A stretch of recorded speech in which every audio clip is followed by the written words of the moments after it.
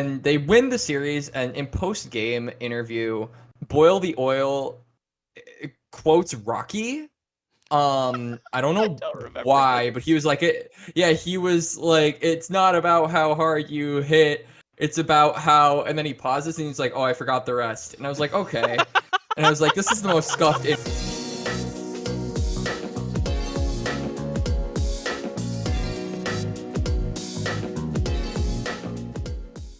What's going on, everybody? Welcome back to another episode of The Salt Mine. We are on Season 3 episode. Is this 10? This might be 10. Classic Gordo. I'm never prepping for these. No, I think Yep. it is 10. It is 10. The last one was 9. Sneezes was 9. That means Quax is 10. I'm Gordo, this is Slayer and TDS, and we are joined by Quax today. Quax, how are you doing, man? Good. I feel like I've been trying to get on this thing forever, and it's finally happening. So I'm excited to be here. I'm excited to talk about the topics today, and thank you for having me on. Good stuff. Yeah, anytime. Well, I say anytime. I've been telling you anytime for like 2 months now. So anytime is now. But no, awesome to have you on, dude. We got a lot of things to talk about. Probably just gonna glance over some of the weeks past, as we haven't done an episode since NACL finals or approaching NACL finals. So we can kick things off with just chatting about this ever so briefly. There's no way we could spend too long on Fly Challengers versus Maryville. It was a dominant 3-0 for the Fly Challengers guys. But maybe a little bit to be gleaned from this one way or the other. What are our takes that we're walking away from the NACL finals with in the studio? And my take is that there's at least 4 of the 10 players that should not be in that finals, and by that I mean shouldn't have been in the NACL at all. Because why the fuck are they down there? They should be much higher. But apart from that, I feel like Maryville's run is great and all, but I feel like to a certain degree it was defined by the failings of some of their teams as well, much more so than their team. And not taking any merit from Maryville, even though everyone knows that I'm a collegiate hater. I think they were the second best team 100%, but like the difference between them and Fly C at the end was really clearly Fly C favored. Like they were clearly the better team, and by quite a lot in my eyes. Yeah, I mean, I'm just prepared to. I'm here to apologize as the guy that picked MU3-2 here. I'm here to apologize to Quad, who I leaned on the take that they wouldn't be ready for a stage appearance playing NACL online the whole time. My bad. I mean, I was wrong. I whiffed. I think it still is, obviously a great year for Maryville. It's not how they wanted to end it, but quite literally nobody had them there. And my fleeting thought will be, can't wait to see what new super juggernaut roster Fly Challengers makes for the summer split. Because, boy, are they not going to have a lot of the pieces that they had on this championship roster. Yeah, absolutely. I mean, going back to what you kind of said earlier, Gordo, I mean, not Gordo, Slayer, I think it is worth noting that, like, Surdy and Shaden, they've played, and even Chime, they've played on the stage before, right? So they didn't have, those stage nerves that I think can get to some of these players. Like some of the Maryville boys, I'm sure they had some nerves going into finals and feeling the pressure. But I definitely think that even though Maryville lost, like, it is definitely...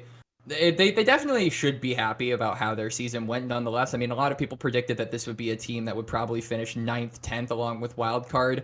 Everyone who said that, including myself, was completely wrong. So Slayer, you apologizing. I'm also here to apologize for underestimating how good Maryville actually were.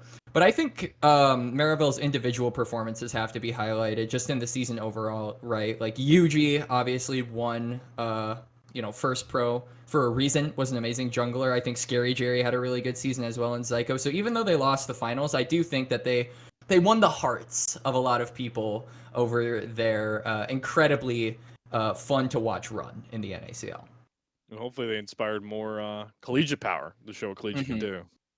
Also, if they could announce the roster more days before the NACL starts, not 3, so that I don't predict them 9th, would be amazing. I would apologize, by the way. I don't think it's fair to apologize when they release the roster and they change for the 2 best parts possible. I don't think that's Yeah. I won't That's fair. apologize for putting them 10th because it was off of the old roster. Yeah, But I will we also need a Exactly. admit, caveat. like, I would not have put them second even with the new roster. I would have No, we would probably put them like had six. I will them. agree. I would have had Yeah. them below TL. I would have had them below DSG. I would have had them Below probably below Supernova.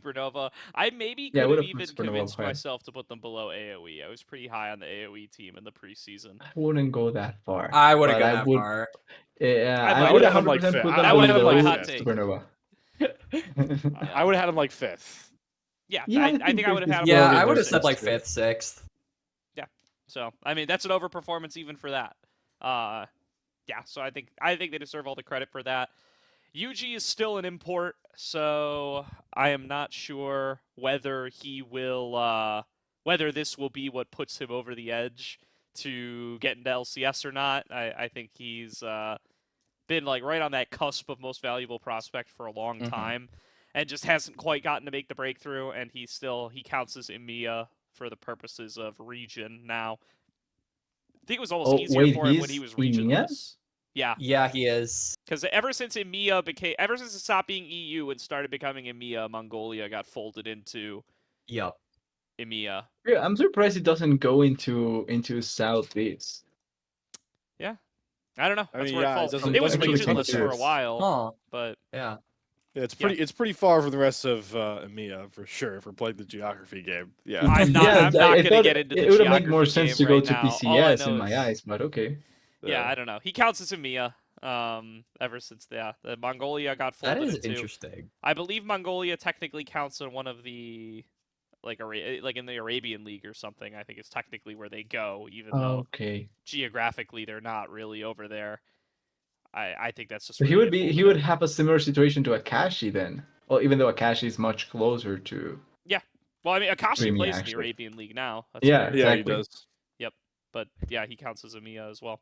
I was actually just about to say, like, because I knew none of the players from the Arabian League. I was about to say, like, if you told me to name, like, if you held like a gun to me and you said name a player from the Arabian League, just tell my family I love them. But then you guys just named one right out of the gate. So Well, I like guess Akashi Well, was we're an NA the only biased, one. Yeah. Yeah. is why. Akashi, and then the other one is Pabu. Pabu's the other one. Oh, Pabu's also there. Really? Pabu plays Okay. in Arabian League. What? Yeah, I least know. he has. Actually, That's I a did journey. saw- What? I Was did it? saw he that was in last place he Oceania. got like second. Yeah, he was in Germany and then he went to the Arabian League, Yeah. which is kind of He's in, interesting. no, I think he's in Germany now, so I guess he's not over there anymore. But he was playing for Nigma Okay. Galaxy for a while, which is a Arabian League team.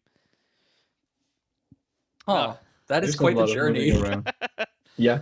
That's my two. That's my two Arabian League players. I have no idea who else is over there Look, now. if you want to know journeys, just let's just quickly my tweet yesterday. ADD playing in the tier 2 LATAM league. Like that's the thing I'm the most surprised about after looking at that, and it came out by pure coincidence. I was watching the league because I didn't know that it was going on. It just started. I was watching a little bit of it, and then I was looking at the teams to see if I knew any familiar names from Latin America. And out of nowhere, ADD is playing in one of the teams, and I think they are 1-1. They are not even the unbeaten. They're dropping games with Korean import and tier 2 LATAM. Oh boy. It's amazing.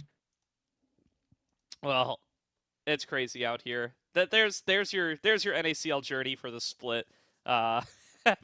Happy to write it out. It was a really fun season. Maybe not the best final. Slayer, did you make it out there? Were you there for the No, final? no, I did not make it out there. I think technically, it depends when summer final is. But I potentially could be an LA resident by the time that swings round, so we Ooh. could potentially have salt mine representation That'd be cool. going forward. Nice. That would be dope. Yeah, We'll see. but I did not foot the bill to go up there for this one.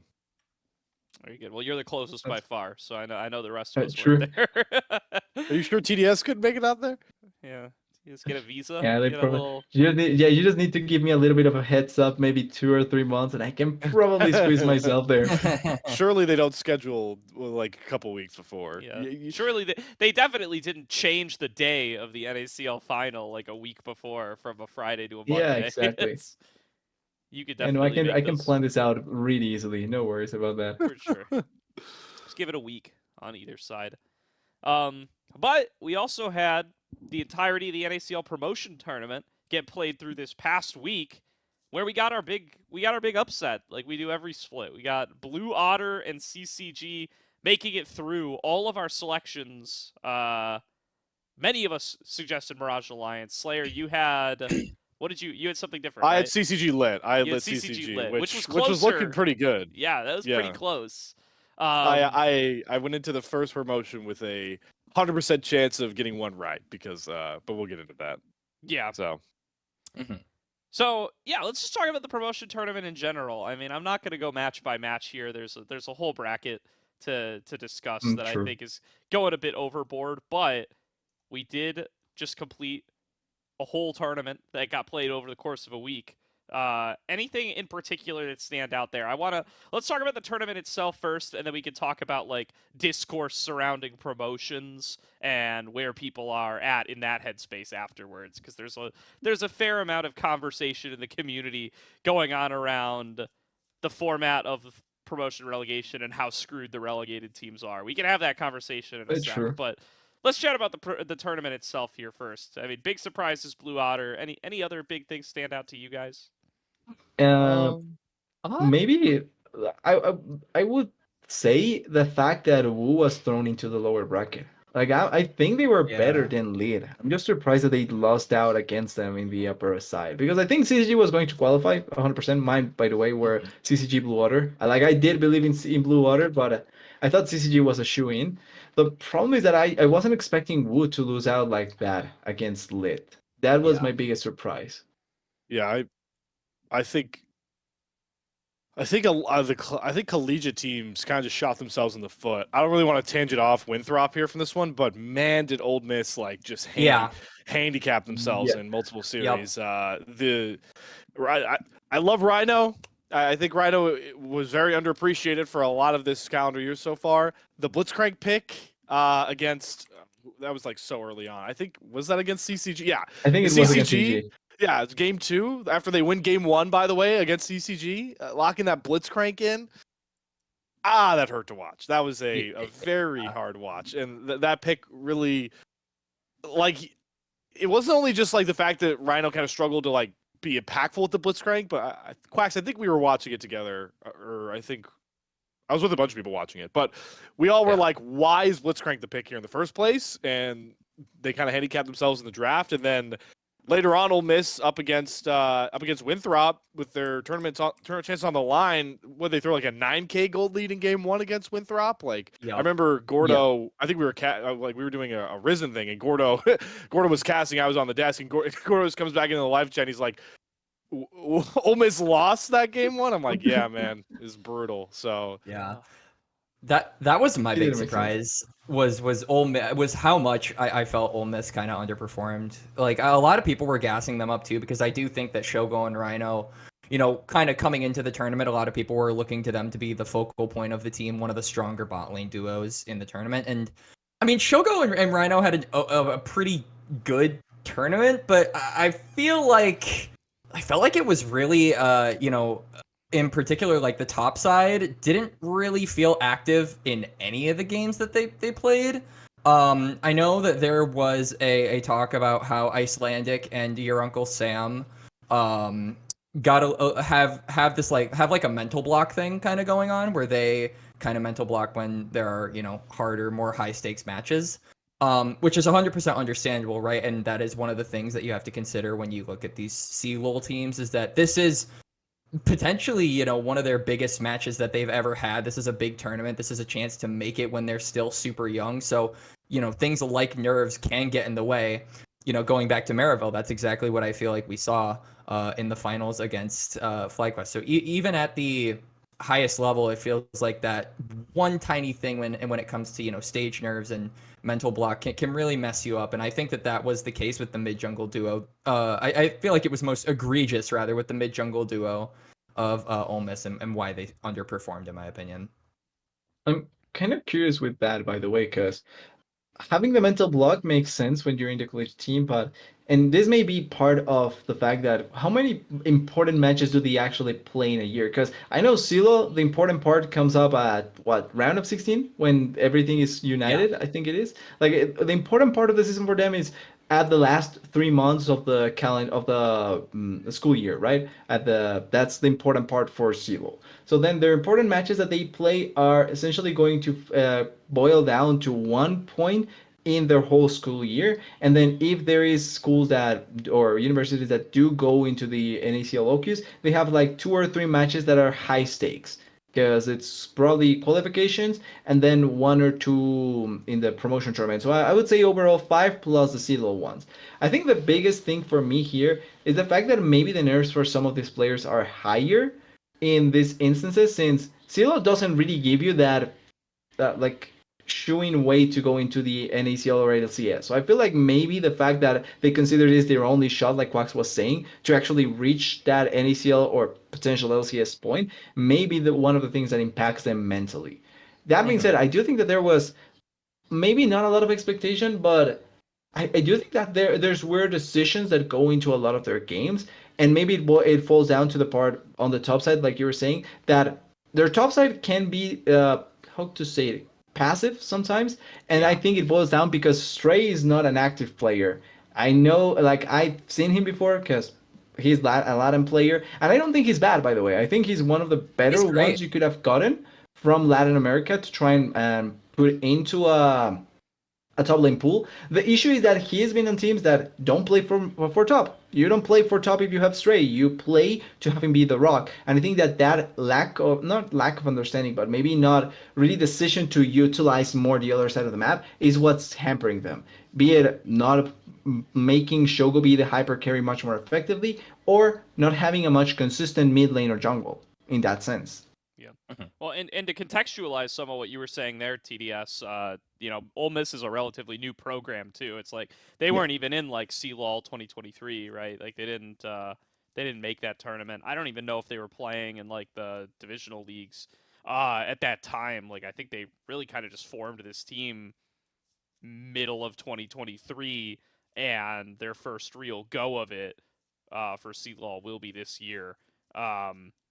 Where I think it's very likely that they do make top 32 and are in that bracket. So it'll be curious to see how mid jungle on that team does in higher pressure scenarios as they just get more experience at that level. Because I know I talked with Collimer a little bit, and like he just referenced like there's some old habits that come up when the pressure's on, and that's just something that team's trying to work through. So we'll be props to them for making it this far. I wouldn't have pegged them as being a team that would have made it. I would have thought it would have been Lotus or somebody, BlackRock, Me too. A team like that. And it wasn't. It was these guys. So I mean, they earned it. As far as like playing through Shogo and Rhino, I called out this as being a challenge pre-tournament as well. As it's like this was a tough pool of teams to like flex that as your strength against.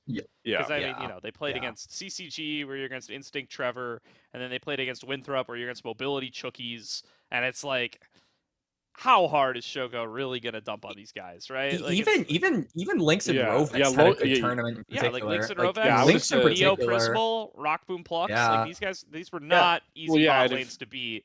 And they didn't even have to play against those guys. Had they had to play against those guys, though, it would have continued to be an issue for them.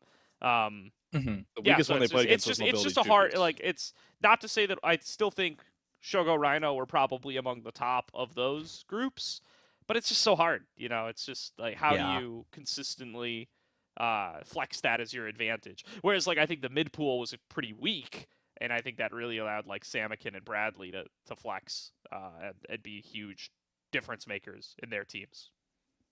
I agree. I mean, I think that, nope, you go ahead. No, go ahead, Quax. Go ahead. I talked too much on the show already. I was gonna say I was gonna bring that up, that I think that the mid pool was pretty lackluster in the promotion tournament. But I mean, we were still talking about Ole Miss. I think that your Uncle Sam, going into the tournament, a lot of people coined him as probably the worst mid among everyone. But I actually think, across OQ2, he had a decent level up. I don't think that he was, a star on the team by any means, but I think that from where we started to where we got, I think your Uncle Sam leveled up quite a bit in regards to performance. So I wanted to highlight that despite their result. Yeah, I 100% agree. I think there were conversations around as well. I think it was mentioned on Tier 3 tonight when they're throwing their awards out that if Samikin, if you took Samikin away from the qualifier runs, your Uncle Sam would have been the most improved player.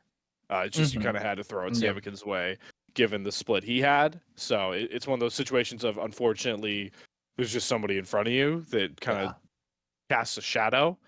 But yeah, no, I think your Uncle Sam leveled up a lot. In to kind of tangent back off. Well, to go back to Ole Miss really quickly to kind of wrap them up. I do know the Clamor already tweeted out that they're trying to run like closed invite or closed off like not tryouts but like scrims, like hard scrims, just because they're already looking to not only bolster up for CeeLo, but I think Clamor's already thinking further ahead for summer.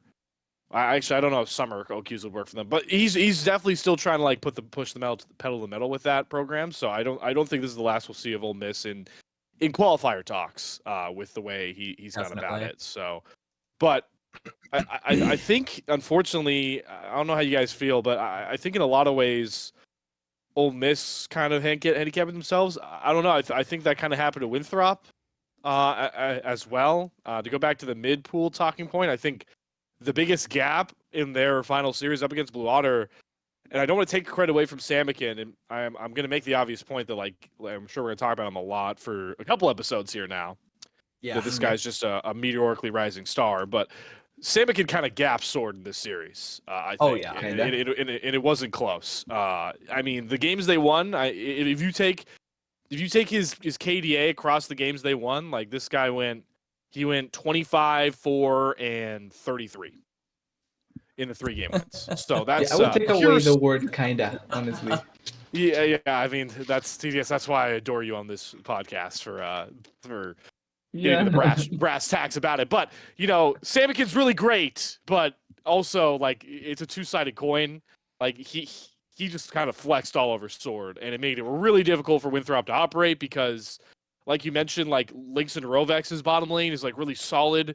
They've played in these kind of levels. Like they weren't going to give that much lead up to mobility, and then you're kind of just ending up leaning on Denethor, who I think was the best Winthrop player across the promos. Yep.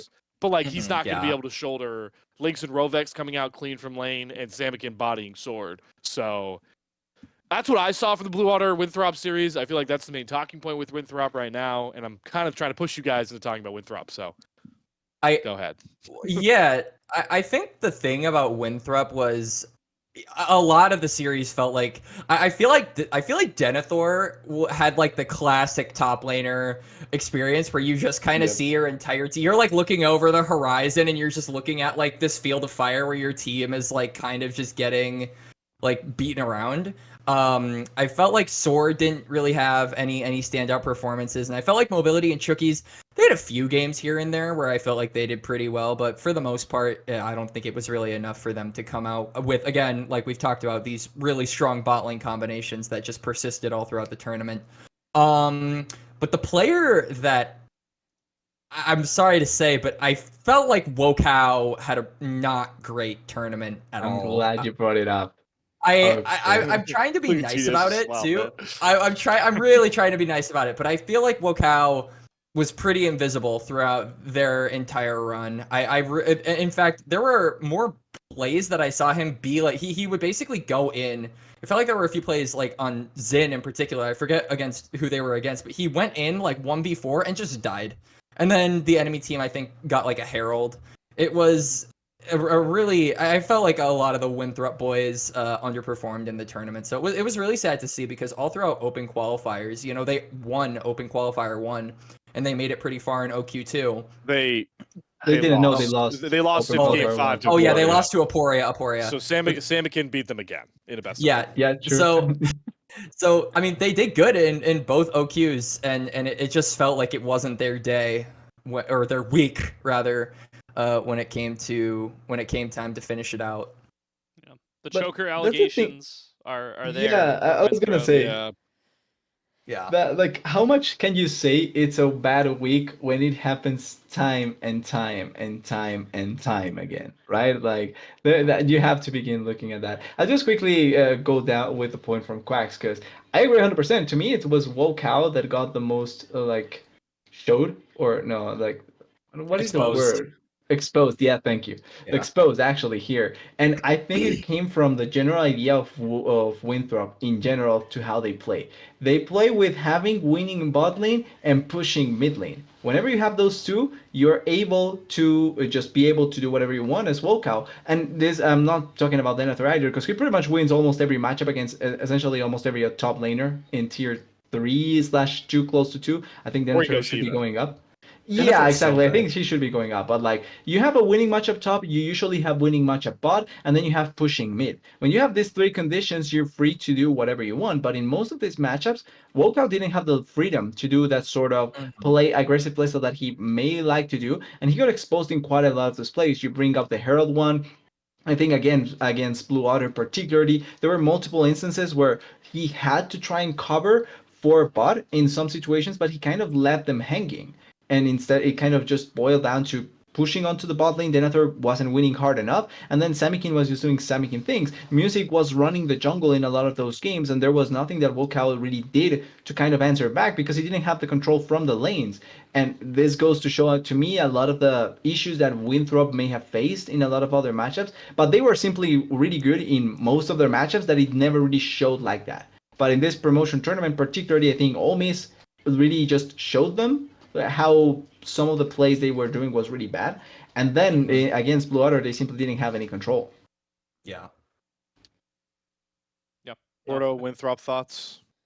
I think, I mean, I hope Denethor gets into the NACL, man. That's my Winthrop thought. Like, I know this team was offering themselves out as a collective, and I really like the idea of them being able to make NACL as a collective. And I think, despite the choking allegations, I think like regular season in NACL, I think they could be like a real good like middle of the pack team. With that opportunity going away, I just want Denethor to make it to the NACL, man. This guy's so good. He really is. Yeah. He's so good. He may be the next in line for the Flycy process, hopefully. Ooh, Hopefully. that would be hype. That would be spicy. Or, yeah. Well, or we could have some poaching, because I can see somebody else getting slapped right up True. there. But I actually was a little bit disappointed. I'm assuming you guys have all seen the C9 Thanatos rumors. Yes. I was kind of hoping Surdy would be their choice, too, man. but I don't- yeah, I was hoping for Surdy, but honestly, it's Thanatos. Anyone who I don't was- want to. I don't want I to was gonna derail jump on the that. show too much with this because it's not really. because it could. It's not Because it really could. tier 2, but like I've just Well, been, it I've been technically is I've been just mulling LCK tier 2. a little bit. I've been mulling a Twitter thread over in my head, dude. That it's just like this is like the TSMification of Cloud9 almost. I feel like Yep. not like specifically Oh, Thanatos, but like. And it's like I think you can trace it back to like Berserker and stuff too, dude. Like, what happened to the C9 that like replaced replaced Impact with Licorice and Yeah. MVP Svenskeren with Blabber and like was willing to put in Golden Glue over Jensen in the right moment and bring in Zazel over Smoothie and stuff. Like this used to be a team that like could identify and take chances on undervalued talent. Like they brought in Niski and made that and made one of the best teams in NA when he was undervalued. Like this team used to be able to like identify disrespected players and especially domestic players and construct winning rosters out of it. And now they just like get whoever the hypest kid is from Korea. It's like so disappointing. They traded places with Gordo, TL. yeah. I was gonna say Gordo. I know where they are. They're split between TL and FlyQuest right now. That's where they are. Because literally what you named last to me, it sounded exactly like FlyQuest picking up Impact and then and then going as far as they did. So Yeah. Well, you can Jack also strikes say again. 100 Thieves though. Actually, 100 Thieves Yeah. made a much bigger investment into younger NA talent since they have 3 players. There, Yeah. technically. yeah, but they also did, they do have Quid from like before. So Yeah. True. that's why I think it's mostly FlyQuest and TL. Yeah. Yeah, But I mean, I don't know. Yeah, but I think we've done it. You know, let's not go do it anymore. Otherwise, we will derail the whole show. Yeah, but yeah. That's my C9 complaint. Let's get into some little drama. Not drama, but maybe like little discourse more close to well, our space. Go ahead, Slayer. Sorry. oh, I was just gonna say, I know we kind of covered like Ole Miss and Winthrop a lot here. And I think I know We'll a couple cover more teams we'll CCG talk Blue about. Otter in the preseason episode for sure, but maybe we can talk about it here too. Yeah, I figured it was worth like due diligence to talk about their runs. Sure, And I think that and Mirage Lit as well, I suppose. I do think Mirage Yeah. Lit will come up a bit in the in what you want to get to after it. Sure. To be fair, but Yeah. I think the CCG is kind of a quicker talking point. I think they did. I think they were the most predicted team to promote on the tier 3 to night graphic. I think Easily. mostly Like easily, yeah. I always just remember that graphic because I remember Hawk's prediction. And sorry, Hawk, but that was a whiff and a half, buddy. I think he was the only person with Winthrop and Ole Miss. But I mean, this team, we talked about how it was the perfect storm. Not only the only thing I was looking for was what I talked about last episode with Sneezes. I know you two might not have heard it, and I'm not judging you, TDS. You did not listen back to the episode very long because I don't do it all the time when I'm not on it. Okay, Gordo's judging you. I'm judging you too when you're not listening. Well, I have to listen to all of these, dude. I edit these. I listen to all of these like 3 times. That's why we love you for it. Anyways, I think Crimson. I talked about how Crimson had the perfect storm team for him to just do what he has to do, and I think he very much so showed. Right, like this is To go back to Quax's point about some of these collegiate guys, like this is like a stage that not a lot of them have played on yet, right? Unless the closest you could say is like if they made CLOL top 4. But none of the guys even in that group really did, so that's not even a conversation. But like this is Crimson's biggest games he's played competitively at this point. There's nothing bigger, and I think in this promo tournament, he performed exactly how we saw him in GSLs. He performed exactly how we saw him in OQ2 playoffs. Like he was playing his game, and I want to give as much credit to the roster because that's what I talked about would be able to let him play his game. But it's another thing to carry through with that, right? Up against like some of these objectively better top laners that he didn't really get to see in the the qualifiers. And Crimson proved that like he deserves a shot at that tier 2 level as well. I'm sure we'll get into conversations later down the line about if PCG with how much they can bend their roster will. I do know that they've always been a Crimson guy, like and Crim loves young talent in NA. He wants to prop them up. So I don't think Crimson's going anywhere unless he gets a better offer, but got to give him credit for performing alongside guys like Yukino and Bradley, like that. We knew were going to be good. And man, what a world it would be in to see. Because I know Crimson, there was an interview with him where he was like, "Yeah, I want to make sure that I can compete against my brother." And I know that that's kind of been like an underlying thing that a lot of people have been comparing Crimson to, his twin brother. But man, that would be such a cool world to live in, where you can see these two brothers potentially go against one another. In the future, and obviously Crimson just made it to tier 2, so to say he's gonna make it to tier 1 one day is, he's not necessarily there yet. But I do think that, yeah, it'll be a little bit. But I do think that Crimson had such a meteoric rise this year in particular. He had such a good performance. I mean, Slayer, you and I casted OQ2 Swiss stage, for CCG, and every single game Crimson was performing in some way, shape, or form. It was awesome to see. And not just with the talent that he had around him, but just because of so many expectations around the player as well. Not a lot of people have these many like preset expectations for a player like Crimson, just with how much history and the people that surround him give him. All these things around him that's saying like, oh, you should be, at this level. I think he's starting to really rise to that level that a lot of people are hoping he can be at. So it's awesome to see. Yep, hopefully gets more chances. I think he's one of the players I was looking out for the most in terms of who I would like to see pumped up a little bit more.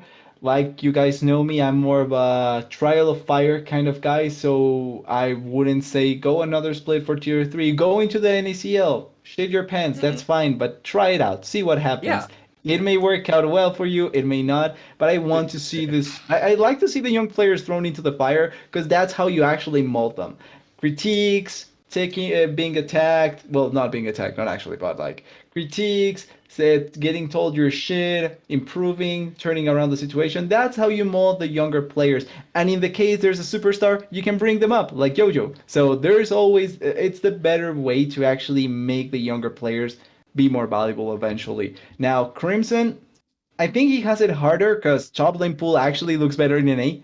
So it's gonna be much harsher for him. In NACL, there's really good top laners. We obviously talked about tier 3. Now Denethor is in tier 3. Obviously there's Raccoon that just went down. So you have players that technically are NACL caliber that are not yet in the NACL. Bradley, if he wants to lanes up once again, also you Please can add him no. to the mix. So like it's much more difficult now into the top lane. But Yeah, I think there's good chances to try and bring him up if there's a team that is willing to invest on him. for sure. Yep. And then there's Blue Otter, who I mean we talked about Blue Otter a little bit already, but yeah, I mean big clutch ups from Samick, I think Music deserves a lot of credit too. Yes. Oh Um, yes. Yeah, like I think this is a guy who very easily could have still been in NACL after getting relegated last split, and now he's back. And I mean, like, I think there's a lot to be said about going straight down to straight back up. Like, I think he kind of passes that test, right? That's part of what relegations should be for, is like course correcting for if the orgs are wrong and a player that shouldn't be gone is gone, they should get back in very quickly. And Music has done just that. Lynx as well deserves that credit too. And it'll be Agreed. interesting to see. Like I think they'll be projected towards the bottom, I think, barring some changes, but it'll be interesting to see how this split goes for them, especially with Samikin. I give them like Sorry. I say like 5th or 6th. I honestly think Wow. like maybe 5th, 6th, 7th. I do think that Blue Water do have a really good amount of potential, and I think that one thing that a lot of people have been ignoring about Blue Water is Samikin in particular. He is the star player that you want in a mode like Fearless Draft. Like this guy is so good in a Fearless Draft setting with how many pocket picks that he has. Obviously, the Zoe is there, but he can bust out things like Lux that you don't often see in the mid lane. And so I think that you know, pocket that sort of really large champ pool, a lot of these niche picks coming out for a player like Samikin could really make it tougher for other teams to get a read on Blue Otter going into the NACL summer. Of course, barring any changes, like you guys said. I think that they could make a run for like middle of the table, depending on how good they are in execution. Listen, So- Gordo, you got to come on the show. You're a guest, all right? You got to make your imprint. I So, on Yeah, every episode there's- of this show, I think you mean Quax. Well, well, listen, I'm sticking up for the take. I like it. Yeah, but I would go off that point from Quax is like Samikin. The pocket picks when they came out. I want to make sure everyone remembers or is knowledgeable of it. Lower bracket against Mirage Alliance, he picked Game 3 Lux, and I went on the record saying I thought that was a bad place for him to go for his pocket pick, and he bought. Let me make sure I have the stat line correctly here on that one, but He had a I'm couple pretty of really sure. good Lux games in there.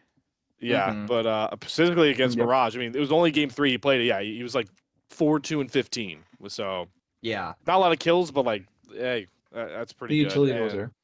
Yeah. Yep. And then quickly the Music point. I think Music was the perfect jungler as that veteran guy, that veteran leader, that voice. Because I know he's also the guy who did all their interviews, right?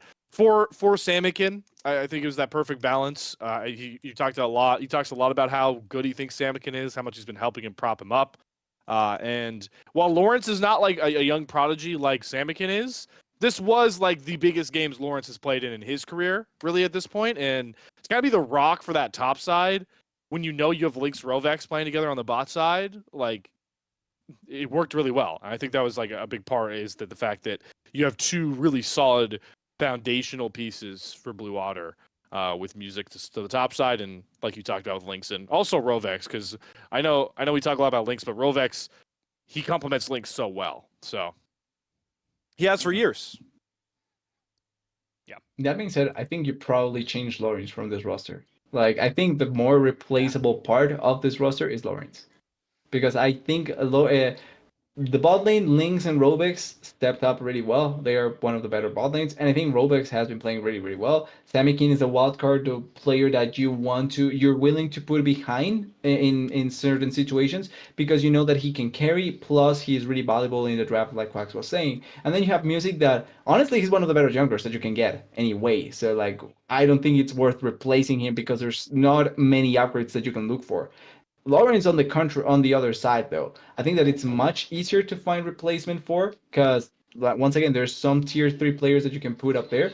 And then there's also the fact that tier 2, I think there's going to be much better top laners than Lawrence. I think if he suffered so heavily against Denethor, he's going to suffer against the other tier 2 top laners as well. So I feel like that's the only point that you really have to look at to find the correct piece to add on. Maybe you can get Denethor from Winthrop, that would be an upgrade.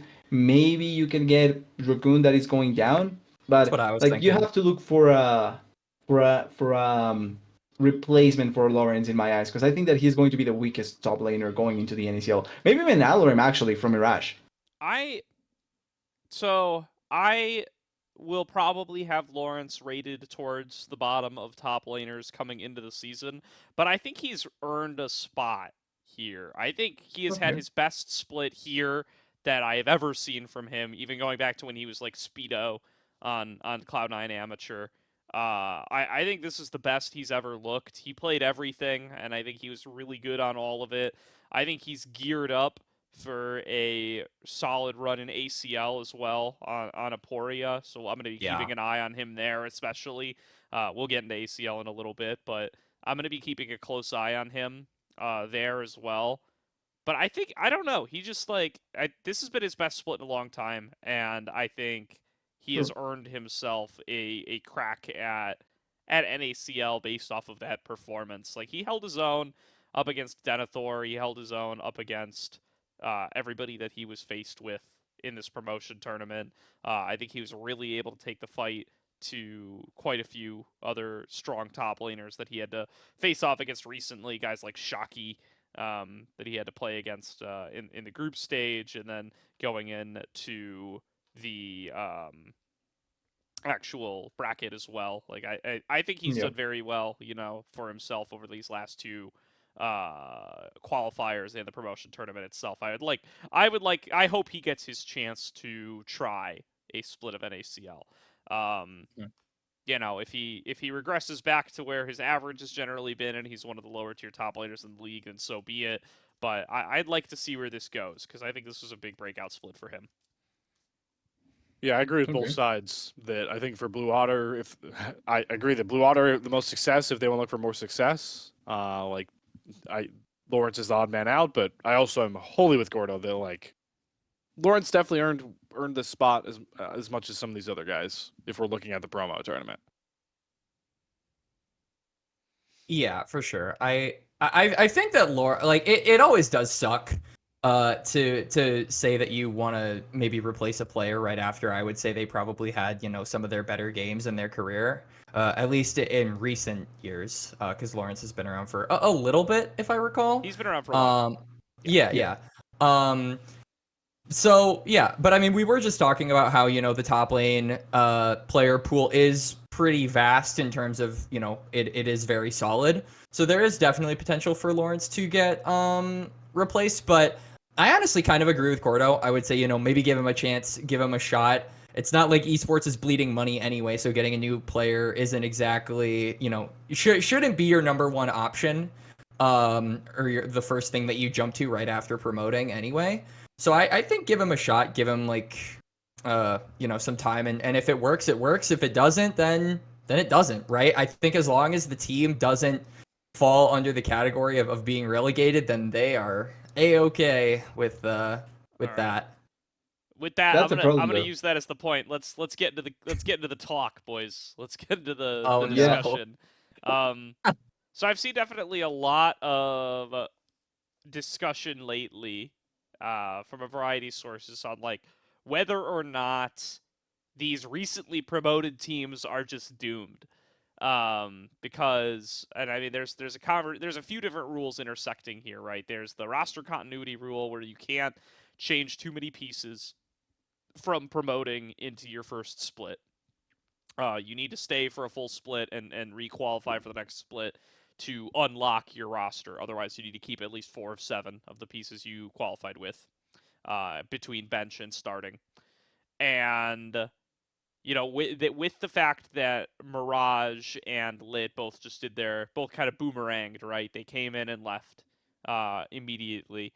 There's a lot of discussion about both whether or not newly promoted teams are just doomed, and B, whether or not teams relegating, whether they be recently promoted or not, are doomed because of the time difference, right? Like whether you are a upcoming team who has just had a solid run in your second OQ, and now you get your crack at promoting like a week later, 2 weeks later, I guess it is.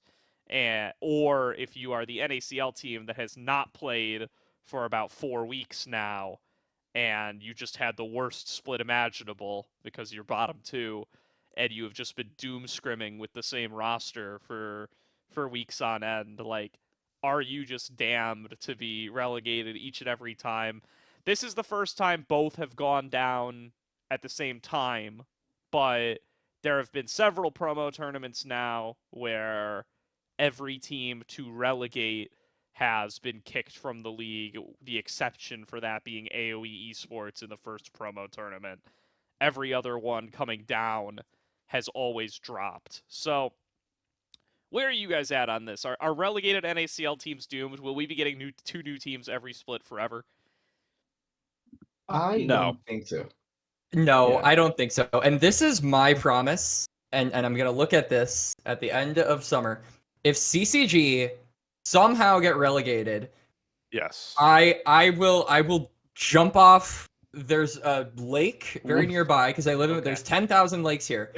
I will jump off the damn high dive myself at whatever day, like, because I swear the moment it happens, I'll drive over there and I'll do it, because CCG, there's no way this team gets relegated, in my opinion. Like, this squad just, especially if they keep all 5. Okay, I'll give myself a little leeway. If they keep all 5, if they keep You're all gonna want to 5 say this players, sentence right here, Quax. Yeah, make sure that gets if in they there. if they keep all 5 players and they relegate, that I will do it.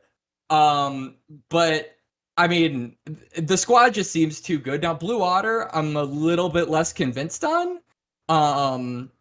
But I do think, my hot take from earlier, that they have a chance to be a solid middle of the pack team if they can really, come together at that tier 2 level that is the norm in the NACL. I will double down with Quax here, and I'm gonna push it for myself. Okay. Because the one player that Slayer's I think jumping off his roof. and we can. Well, I'm not promising anything. Well, hold on. I'd have to measure it out. Well, I'd have to measure it out. There is a Yeah. body of water that I potentially could reach jumping off the roof of my house. What's up if you guys are wanting to jump into bodies of water? I don't know. I'm just piggybacking off Quacks here. Okay. Okay.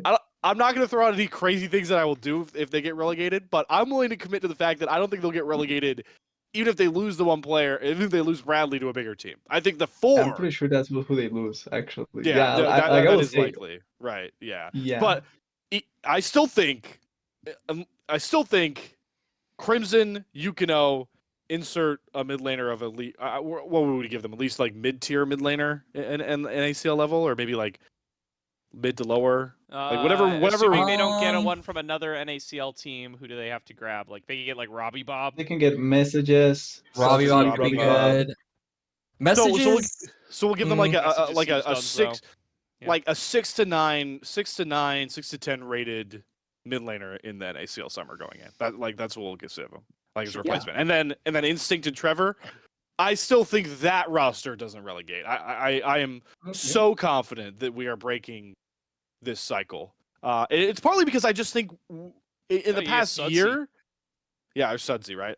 In the past year, how Yeah, much Sudsy. more like talent have we found? I feel like in tier 3 in the last year alone, that has shown that like the tier 2's I think tier 2's been under the most threat. The players in tier 2, at least that I've seen since I've been a part of this ecosystem now than I ever think I've seen it with some of these players that are hovering around the tier 3 area.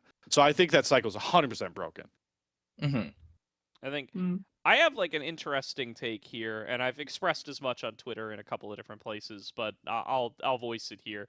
I think like one thing that also needs to be contextualized here is the sample size is very small, right? Like if we think about Yep. I talked about this a bit before we started recording too. Like yes, the 2 relegated teams, or in some cases 3 out of the 4 relegated teams back in the first promo tournament when it was 4 spots up for grabs, um, have dropped. But if we consider like teams that have promoted in and then dropped compared to teams that have been gifted a free spot by Riot Games and then dropped, TFT. the ratio gets a lot different, right? Because it's then you can cut out TFT, FlyFam, Supernova. Last Dance, TL First, and you really end up with a very limited pool of teams. You end up with Supernova, last split. You end up with Mirage and Lit this split, and that's about it, really, because AoE defended their spot, MU never re-relegated. Yeah. So, and like, and Team Fish Taco had been gifted their spot after not succeeding in the promotion tournament. So, I think that has to be weighed in. The other thing is like, and I brought this up in a response to Sneezes recently, that we have constantly had consolidations of upper levels of play. Like tier 2 and tier 1 have lost spots, and that has a spillover effect of making teams stronger at the tier 3 level. So you think about the split, the previous promotion tournament, right? That's right after the academy boom. Guys like Neo and Chad end up pushed down to tier 3. They join that Mirage Alliance super team. That Mirage Alliance super team gets promoted in. So, like, if that doesn't happen, does that actually make as big of a difference, right? Like, would that tournament have gone the same way? Because if MA isn't a factor, who's the next best team in that tournament? It's probably Winthrop, who lost to Supernova in that same promotion tournament. So then maybe Supernova defends their spot. Or if we look at this tournament, right, we just had LCS shrinkage. LCS went from 10 to 8. That pushes guys like Surdy and Shaden back down to LCS, or to NACL, when they would have been LCS otherwise, which then in turn pushes players like Bradley, Music, Yukido down to tier 3, who then re-promote on these teams like CCG. So if we imagine CCG's a weaker team and aren't as much of a factor, who's next best? Probably Winthrop University again, actually, who lost to Lit in this same promotion tournament. So then maybe Lit keeps their spot. So, there's a butterfly effect here. Everything changes if these events don't occur, so you can't really make these kinds of promises. But if we aren't dumping these players who should be at the tier 2 level down into tier 3 because of random circumstances occurring around the scene, then we may experience less turnover. Because you got to remember, like, you can conceptualize promotion relegation as a way to remove problematic orgs or bad orgs and get in good orgs and things like that. But it is also like a check on the ability to get the right talent into tier 2, right? You could view it that way. As Bradley and Neo and Shad, these guys should not have been in tier 3, and NACL orgs as a collective, if you guys don't correctly identify that these guys should not be in tier 3, then they will come up and they will relegate the worst of you. So you decide whether you're willing to take that chance or not. And I think that's where we ended up here, right?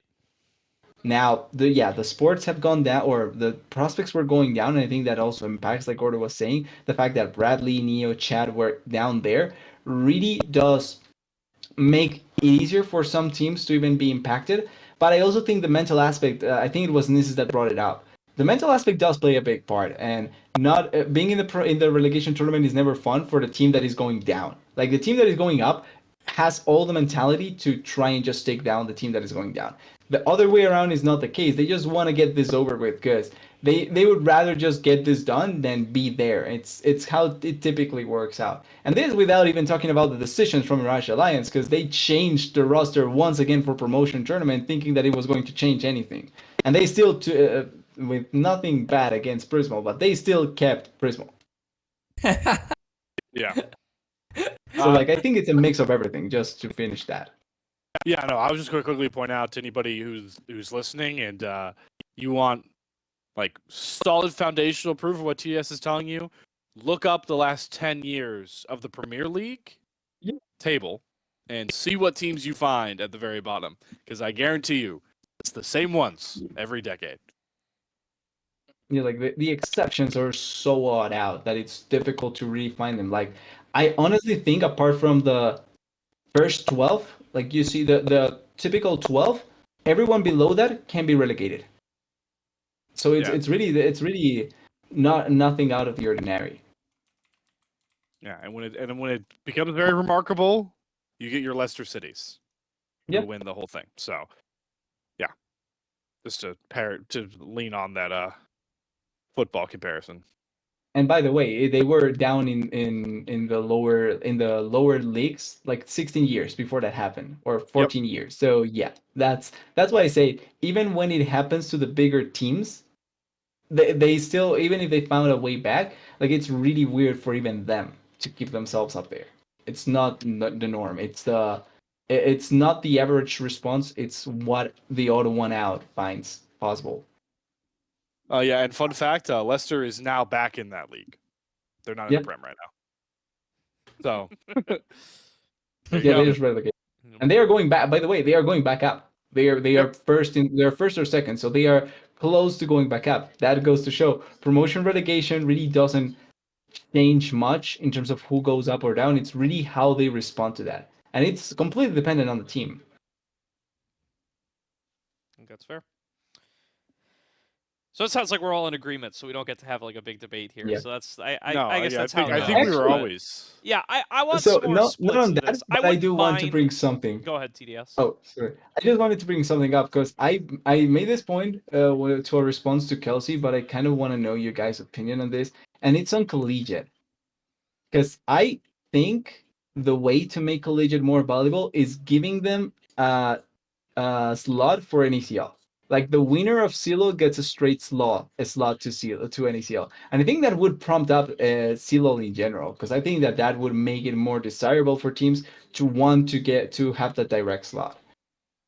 I like it. I also don't think it's that hard to do, because is Top 32 a Riot sponsored by that point? Like, at what point does CELO? Yeah, so it's not even like an issue of it's not even like there shouldn't be a back end issue doing it, because it's all under the same header. I mean, the issue would be that unless you had like a promotion tournament CELO Victor issue, but then like you just have to make rulings on it. I think that'd be cool. So just I don't know, TDS, I'm gonna run with it for a second. You expand NACL to 12 teams, and then you just get it. Well, I guess it'd be hard to find that. I think you just go back to 10. I just think you just go back to 10, and instead of and that way you can have like the CELO. So this is how I would try and set it up. Go back to 10 in NACL. You have the OQs in general for general teams, and then you have CELO, but you have the CELO season divided by the general season, and then the like a losers tournament to get the second qualifier, or not the losers, but like after the first one wins, you have a second tournament where you get like top 16 only, and then you play for the second slot. So you have 2 slots in CELO and 2 slots in OQs. And the OQs just qualify the normal way, promotion, relegation, all that. CELO gets two slots, or well, you can actually just put CELO slots in general and try and make it a promotion relegation through that as well. I don't know how the logistics would work, but I would like to see 2 CELO slots. Yeah, I was curious. My issue I wanted to hear you say was just because doing one makes it really wonky with numbers. So yeah, I was about to say I feel like 1 would also cause like more. I feel like 2 is a more appropriate number. So here's the thing in football, to bring it up once again. For relegation, you have three teams that relegate. one that relegates directly, and the other two play relegation tournament. Or So- in some places, there's two that relegate directly. One plays like a mini promotion with the winner of the relegation. What you could do here is one relegates directly. You can technically give that slot to CLOL or whoever you think has more points. You can work around that, and then the promotion tournament with the remaining two teams. Technically, you can do that. Yeah, I think that's the best way to do it. I was going to bring that up. The only issue this would run into is that there would be so much toxic discourse around, oh, the CLOL team doesn't deserve this spot because their competition level was lower than the promo tournament. Well, I But mean, that's the kind of thing. I feel unavoidable. like that brings up the competition, no? Well, I Because mean, It now does. Here's It my does. concern, right? Is like the player crossover between existing NACL teams and CLOL, because a lot of players compete in both, right? So like, I just pulled up Yeah. like this current CLOL Hub power rankings. Number one's Maryville, already in the league. Number two is St. Louis, who is Which is 4/5 of wild Quacker. card plus 30. Yeah. Number three is Winthrop. Number four not is Ole Carter. Miss. They both were just in promo tournament. And then number five is UST. And UST has who's currently on UST? They have Ken V, Array, and Trevor on that team, who are all also in Yeah. NACL. So Yeah. how many CLOL teams do I mean, I guess it would be like, yeah, I guess it's just how do you handle the scenario when a team wins CLOL that already has players on other NACL teams? Because that seems like Yeah. it's so going to incur more and more Yeah. as teams like Fisher College is like what, number 6. They have like all NACL Wow. players Well, now. didn't they? Well, They don't- got kicked don't out talk- of yeah, I was gonna NACC, not say- CLOL. Oh well, that is the CLOL qualifier. Yeah, well, that is shit. the CL qualifier. So they're out of CLOL because they got Yep. kicked out. So Oh, I didn't even put that together, but that sucks. yeah. Uh, I think the only way it'd work is if you, and this is good. This would cause more issues. Not to pile on TDS. I do actually like this No, yeah. idea, but I think you'd have to. I understand. Riot would have to bar some like CLOL players from playing in the promotion tournament. Mhm. Or something like that, which then would, unfortunately, yes, you're propping CLOL competition up, but then you also might retroactively really tank promo tournament competition. The thing is, I feel like for NA, this has to be the idea. Like I've always told you guys about this. Like I think NA's structure for tier 2 is managed in a way that that should never work or should never have been done in NA, because they've never done this for any other sport. So why would it work out for League of Legends if it's not done in other places? Like they don't have the right structure for this in the first place, so it shouldn't really work out that effectively. And I think the mistake here was trying to take the approach of, I'm not even saying normal sports like European sports. I'm like trying to take the approach of LPL, of LCK before, was wrong. They understand this because their leagues actually operate in a similar manner, with promotion relegation, with not really having to depend on collegiate that much, instead just trying to have the best players possible as soon as possible. So they have that sort of mentality, but NA never was really like that, because your sports have never been like that. Like your sports have a process of going to college, then graduating, then after graduating you can go into the first leagues or into the secondary leagues. Like that's how I'm like pretty much almost every sport in North America, as far as I've seen, works. So the conflict there kind of just made a really big mess in League of Legends, trying to appease like both areas, and then collegiate never was what should have been in the first place. So I feel like they have to break up tier 2 in general, and then bring up as much as possible CLO, because that's how NA works pretty much.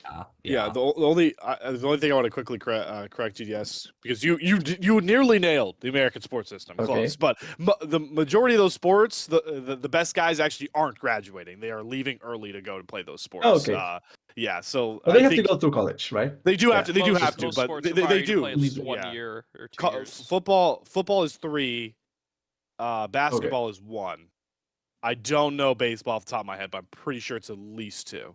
So yeah, I actually thought you needed to graduate. I never knew No, that do you not. only had Most to guys Mm-mm. quit No. early to register. That actually makes me a little bit happier, just because I do think that I've always been an advocate of this, by the way, and I understand education is important and all that, and I think that if you can afford it, go for it. But honestly, in sports, an athlete's life is so short that you have to go in as soon as you can, because you're not going to get many opportunities for that. Like your sports life is so short that you have to go in as soon as you can. So Yes. that makes it much better. TDS would love collegiate basketball then, because that's the only one that's 1 year. There's a term called one and done nice. players, because you only have to play your freshman year. You can go to the NBA at Okay. 19 or 20 years old if you're good enough. Okay, yeah, that makes much more sense. And that actually changes everything I thought That's about what American Bronny's sports, doing, honestly. isn't Well, he's gonna try, but let me just LeBron quote what James's son one. is trying to get into the draft. Yeah, let me just quote what one GM said on Twitter today. He said there are 4 rounds worth of picks of players better than Bronny in this draft, and for anyone who doesn't know, there are only 2 rounds of the NBA draft. but So you can do the math on that one. But do they have, are their names LeBron James Jr.? It's Yeah, it's true, but he's also valid in making that point. But let's not tangent into that conversation, because I could go on for an hour about that. That is I'm not another even an NBA conversation for guy. I another just day. get this stuff through osmosis. But I'm a diehard Fair NBA enough. guy. That's why I did this. My bad. yeah. All right. I think that's probably one of those sports that I like more from North America than the other ones, because there's less moments of inaction in general. I'm gonna make TDS an NBA fan. That's true. We're working on I'm not making against TDS it. an NFL fan with We Caster did, Fantasy this year. We'll see. We'll try again next year. I swear.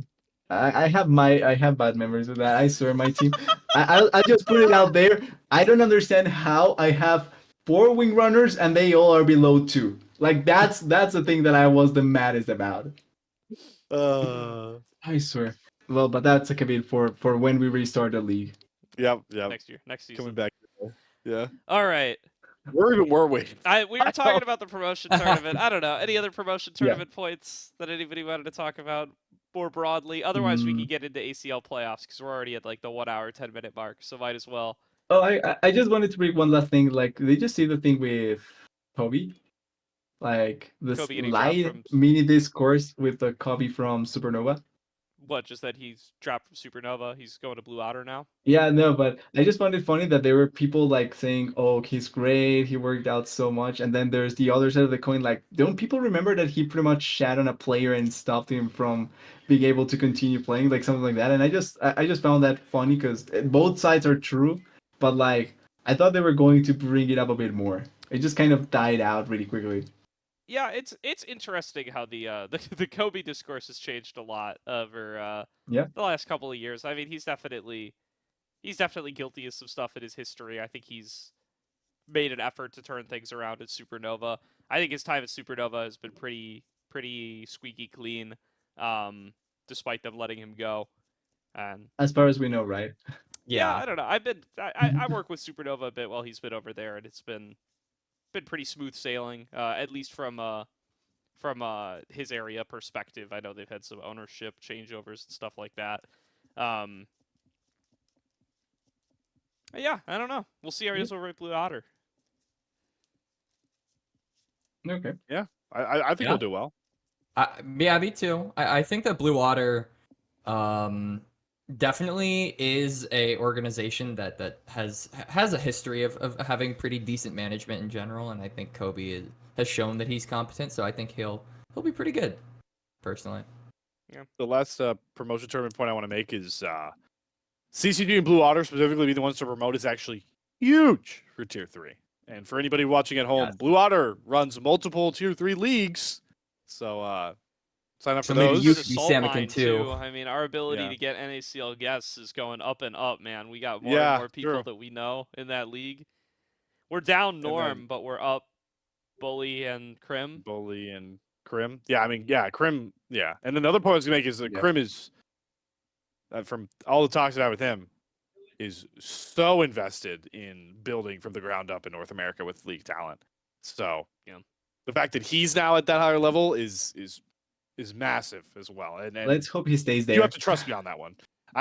I think he will, knowing him. But okay, yeah, let's hope that. Like he's a really professional dude. Well. I've enjoyed my interactions with him. Same here. Yeah, working with him has been really nice. Yeah, so we'll see. I'm sure he's talked about wanting to have people on this show before when he was like the home of this lit roster in the off season, and we kept talking about having everybody on for an episode, and we never got around to doing it. Maybe we'll do it with this roster, and we'll have somebody on in a couple of weeks. We bring Bradley just before he goes to TL again or Back something like that. TL, baby. See you later, Rover. We're bringing Bradley back. Yeah. That's actually a super possible route. Scorching. Yeah. I was Scorching like, I Eagle. was trying to think about that, and I think that's one of the most possible moves. Because if he just stays mid, you just bring him in, and why Well, now why they're have like, Romer? I mean, Why pay Romer him was for there as Bradley? APA insurance, and now surely after finals, you're a little bit more comfortable with AP. Excuse me, with Yeah, APA. you bring Bradley as AP And now insurance, it's much like, better. see you later, Romer. we're getting Bradley back. Bradley's coming home. Exactly. I hope so. That would be nice. No hate to Romer, but come on. I agree. Come on, I man. think he improved a lot, but yeah. All right. Let's go over to ACL. Let's go quadrant by quadrant. Let's chat about some of these matchups, give some thoughts. Slayer and I just effectively did like a 1 hour plus podcast about this with Flay, live to 10 people who are all representatives of these teams. So now we're going to get to do it to a broader audience here, and we're going to get Quax and TDS with their takes as well. Let's go quadrant by quadrant. Can I ignore the first matchup? Yeah, you know what, screw it. We'll start in Quad A. Quad A is like the hypest quad, so I was considering going in reverse order. It's but massive. we'll start in Quad A. Quad A, so we have first seed from Noxus, UCI Varsity, taking on fourth seed from Zaun, University of South Florida. And then on the bottom side, it's second seed from Piltover, Maryville Black, Maryville B team, whatever you want to call them. Versus third seed from Demacia, Team Fish Taco. That Maryville versus Team Fish Taco series will be the featured match of the week. Slayer and TDS will be casting that tonight when this episode drops. Friday night, Friday the 12th, whatever you want to call it. I'm going to pre-release, baby, so you guys will hold it down without me. Let's talk about this quadrant, guys. This is the most dangerous quadrant for sure, right? So I'm so sorry, University of South Florida. Yeah. I What do you will mean? say though, What makes it dangerous, Slayer? Yeah. The Gators. Well, I'm also sorry because I accidentally called them UCF while we were doing the captain's draw. And Oh, wait, they're not the Gators. Shit. Cut No, that no, out. they're Cut that not. out. That's Florida, man. I know. That's yeah, there's a lot of things in Florida. So, I will say you quickly said though, they like did South eliminate Florida isn't CCG, in no? Florida, Slayer. They're Florida too, just a different part of it. It's one of them. But I will say though, they did eliminate CCG themselves, right? Like they had the tiebreaker between in the group. They had the game against CCG last match between the two of them, and if CCG won, they would have gone through. But True. instead, University of South Florida won. So 2-0 too. Mm-hmm. Yeah. yeah, exactly. So they did eliminate CCG in a really convincing fashion. Do I think they are better than UCI? Probably not. UCI did top their group, and they were good teams in that group. Yeah. Also, I think CCG as an org got a little preoccupied with this roster compared to what was going on for their other one. Yeah. I think CCG had their sights set on something else. I don't know what though. I don't know what that could have possibly been. We didn't just spend an hour 15 arguably talking about it. You know, for all the talk we have about CCG saving NA and prioritizing NA talent, all it takes is one big match at a higher level, and their dev team goes right to the gutter. They're just like the LCS teams. Well, I will say though, their dev team, looking at it into it a little bit more, right? Like their dev team did this to themselves because they FF'd the game against Briarcliff. They just needed to appear there, and they would have qualified. True. Mm-hmm. Yeah. It's not on CCG. It's on their team. I guess so I haven't been like, obviously I haven't casted as many ACL matches as you guys, but I was really shocked to see that TFT were they were like third seed in their group or something like that. What went down with Team Fish Taco? Because I mean, if you look at Gordo? this So they if you look at this squad, this should be like This is very the TFT NACL squad for anybody who doesn't know. This is the Team Fish top.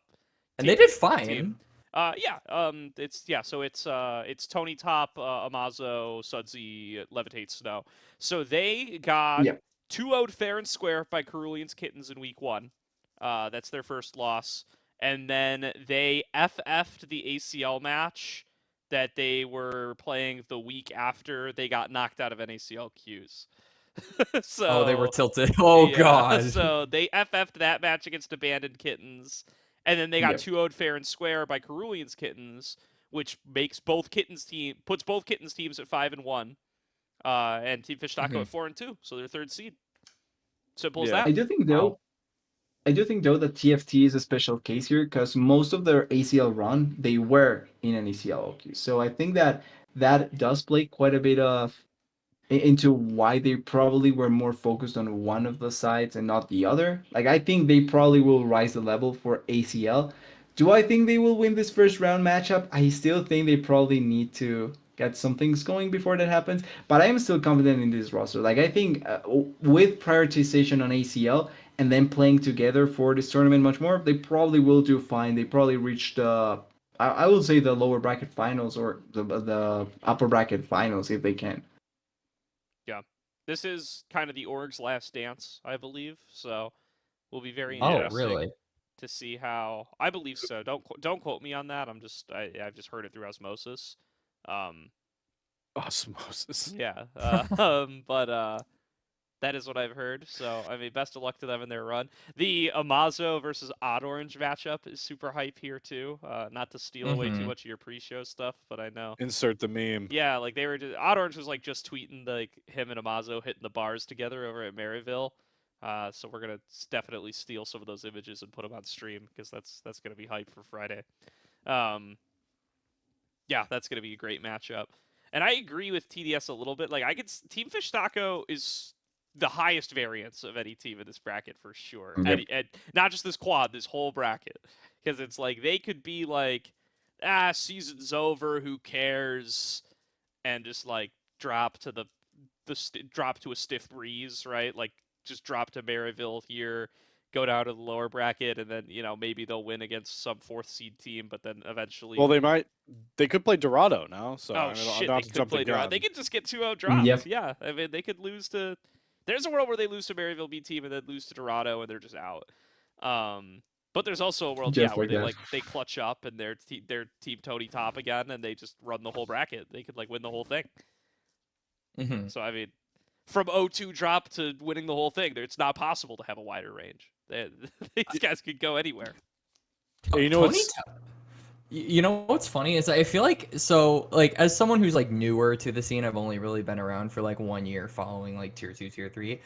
I swear to God, I have heard the name Tony Top for maybe 5 or 6 years, and every single time, and like I every single time I watch a team that he's on, some like bullshit happens. I don't know what it is about him, but like It's amazing, I know. Something always happens. It's truly otherworldly that something always goes like weird with any team he's on. I don't know if it's him, but for a player who's been around for so long, I just find it hilarious that it every time without fail something goes down. It's funny because it was, I believe, this is so long ago, and I wasn't as involved in the scene back in like 2020 as I am now. So I don't really remember. My memory may be a little bit fuzzy, but if I recall correctly, like Tony Top was originally like he didn't have his full green card for a while he was playing in NA. So I remember he was playing on like Mirage Esports Electronique, the Canadian team for a while in like tier 3, and like he was really good like at that time. That was like peak Tony Top. He's like 18 years old, crushing everybody at this time. But he was still considered an import.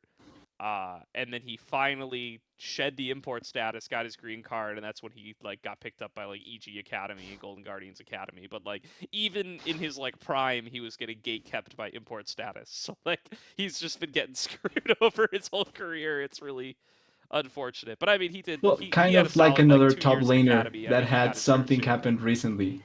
What? Kind of like another Chinese top laner that had something true, happen yeah. very recently. True. Oh no. All right, let's save us from that tangent spiral. To go back to Gordo's point, actually, it's funny that you said the Team Fish Taco is one of the highest variants on the bracket. I think the other team in Quad A is the second. We have to mention every time with UCI. I know South it's not Florida? usually at this level. Okay. No. UCI. Listen, I know it's not qualifiers, but this team is still the team that's like on paper is supposed to steamroll people, and then they always find a way to flame out in qualifiers, and they lose to Get teams steamrolled. at this level.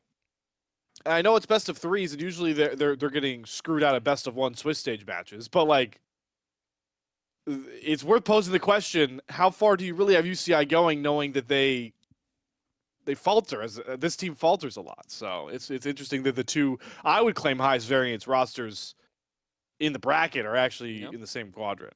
You can also you can make an argument that UCI has the most fraudulent first seed because they did not have to play the second seed in their group because Polestar Academy. Yeah, because Yeah, full circle. I know we just agreed to not talk about this, but Polestar Academy inherited Morningstar White's spot after they FF to UCI varsity, so they inherited that FF.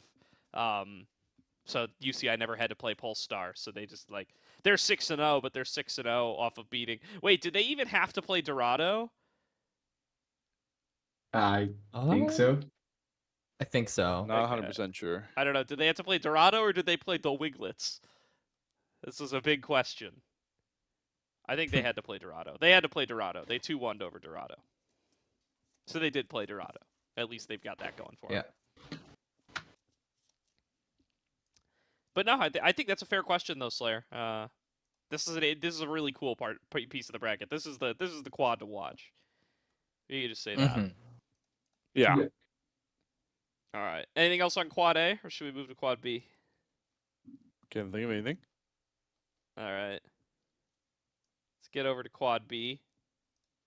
So quad B is going to be the top matchup. Second seed from Noxus, Polestar Academy, taking on the third seed from Zaun, MSU A-Team. And then the fourth seed from Piltover, Zora Esports, taking on the first seed from Demacia, Cerulean's Kittens. This is a more normal one.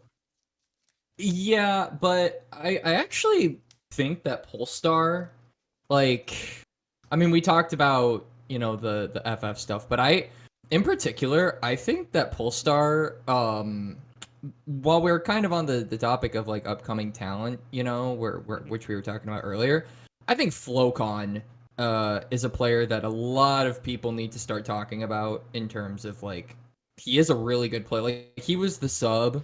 Slayer can talk about him too. So when we were casting CCG during their Swiss stage, Flocon was the sub for mid lane while Bradley was stuck being held hostage in Korea.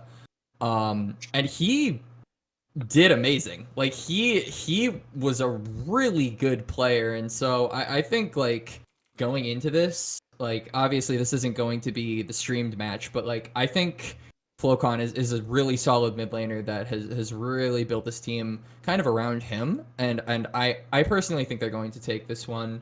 I don't think MSU A-Team is bad by any means, but I simply think the ceiling for this Polestar Academy team has been more so unlocked with their mechanical players. Yeah, Quax actually during the captain's draw talked exactly what you're talking about with Flocon, JoJo. Listen, JoJo. Listen, JoJo. If you're listening, or Flocon, DM me with the pronunciation so I don't get this wrong, because God, it's a little unfortunate. I'm still confused if it's Flocon or Flocon. I say Flocon. Flocon. There's so many. I keep saying this. It's it's French for snowflake, so it should be Flocon. But nobody does that, he might not be French. I don't know. So that's the only language it's a word in. I don't know what it's supposed to be if it's not. You know what's funny is breaking off a little bit. Speaking of what names mean in other languages. So I've had this name for a lot of years. I've had this name for 6 years or something like that. I learned last year that apparently the name Quax means the word Quax means socks in Vietnamese. I'm not Vietnamese, so interesting. That was quite I literally had a guy in solo queue one day ask me "Oh, Quax, are you Vietnamese?" And I'm like, "No." And he's like, "Okay." So I'm like, "Oh, what does that have to do with anything?" So I look it up, and lo and behold, I type in Quax, translate it to Vietnamese on Google, and it means socks. So maybe maybe Flocon isn't French. Maybe that's just a It could be. coincidence. It could be. Yeah, Yeah. Gordo is also not supposed to Fair be enough. I'm aware that Gordo is a word in Spanish and Portuguese, but It's Yeah, it is. handsome. Well, Right? okay, Gordo, then you not in can't be Spanish. flaming It's not. JoJo But for the it was more Flacone ironic stuff. about This- 50 pounds ago, but Okay, well, Yeah, I thought you knew what it Oh, I do. meant. Honestly, that's why I never yeah, like no, I I do. brought it I'm up or fully anything like aware of that. it, but well, okay. Okay. This is a little hypocritical then about the French thing. If your name is not the point of the language, it's a word in, so you can't do that to sure. Flacone. But okay, well then I need to. Mine is a play on my name.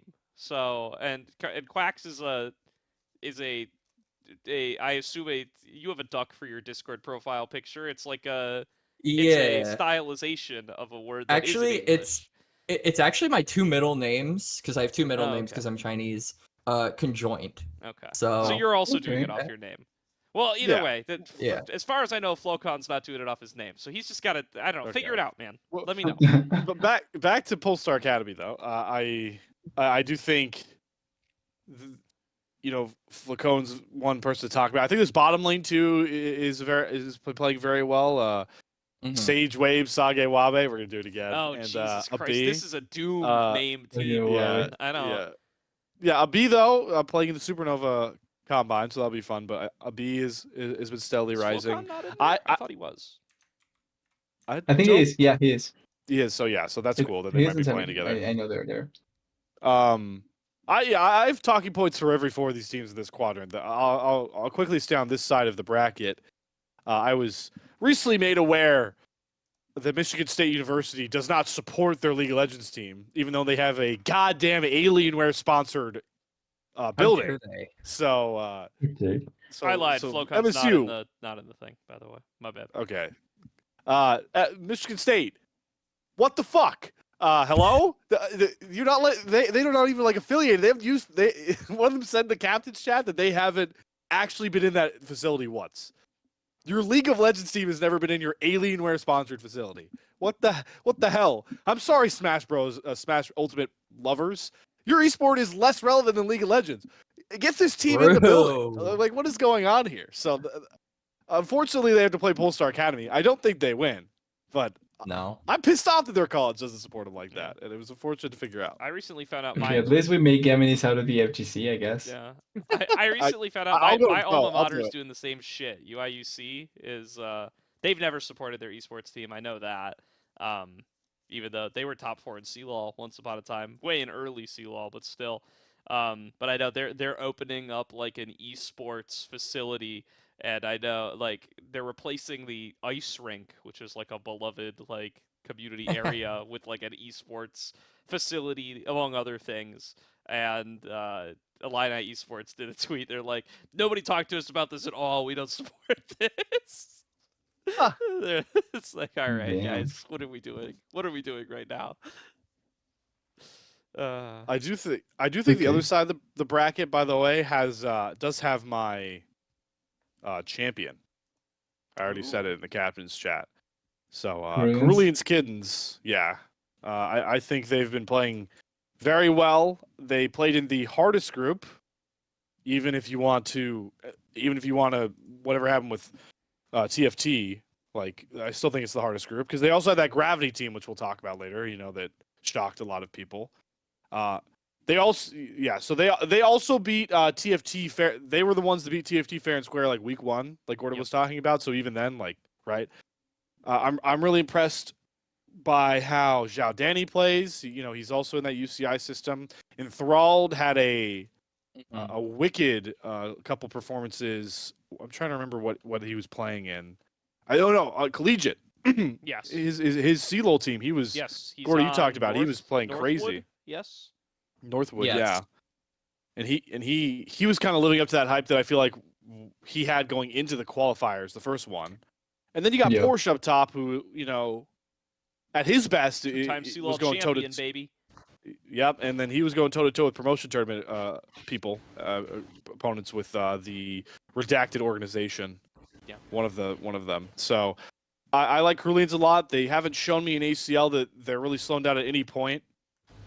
And they're my champion. They 2-0'd Unfortunate that- UCI Varsity in the cross group.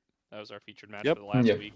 So you could argue it was a Yeah. matchup that didn't mean anything for either team. They were both already hard lock first seed in their groups, but still looking pretty good for Cerulean's Kittens. I'm sure UCI doesn't like being beaten by their students that aren't on their team, and yet here it is happening. Mm-hmm.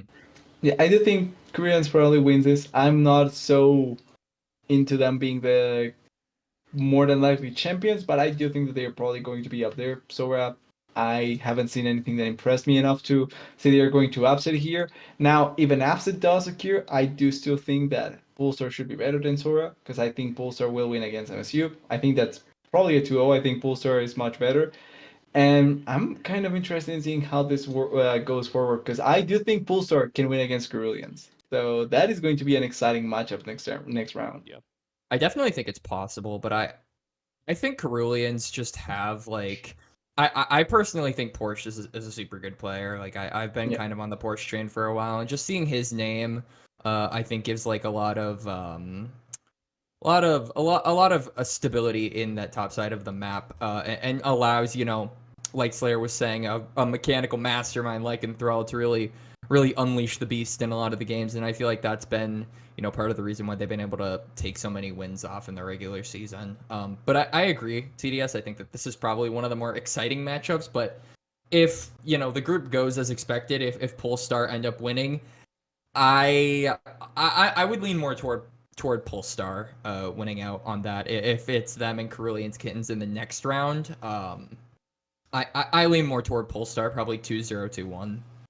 I think I would pick Cerulean's Kittens. Okay. I'm with Slayer on this one. Yeah. I agree. I think Porsche is a name that, like, it's weird that he's like very rarely, if ever, joined like the top tier NACL Q teams. Like the only one I could really think of is Team Ambition, Mm-hmm. where they were the number 2 seed last time around. Yep. But I don't know. Can He's we say always rip? so good at the what was that? Can we say rip to Team Ambition? Are we allowed We to? could say Well, rip it's been to a while like since the then. concept Yeah. more than any particular individual. You know, rip to guys like Emma and Luis who did great work. Yeah, over there. true. Yeah.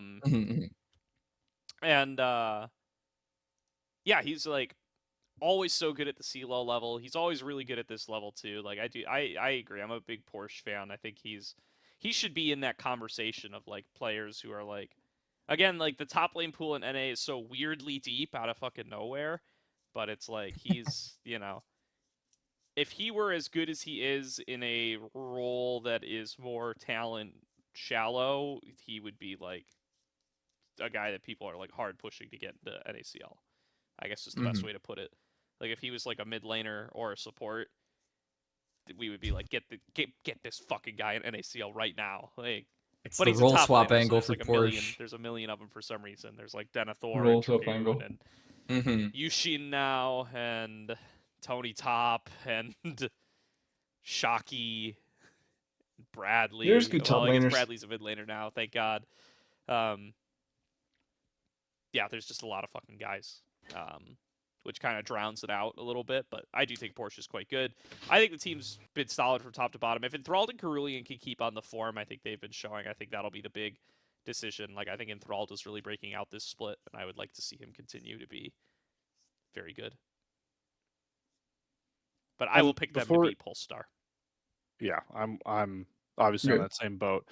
I do want to quickly, before we move out of this quadrant, talk about Zora Esports. I've been instructed.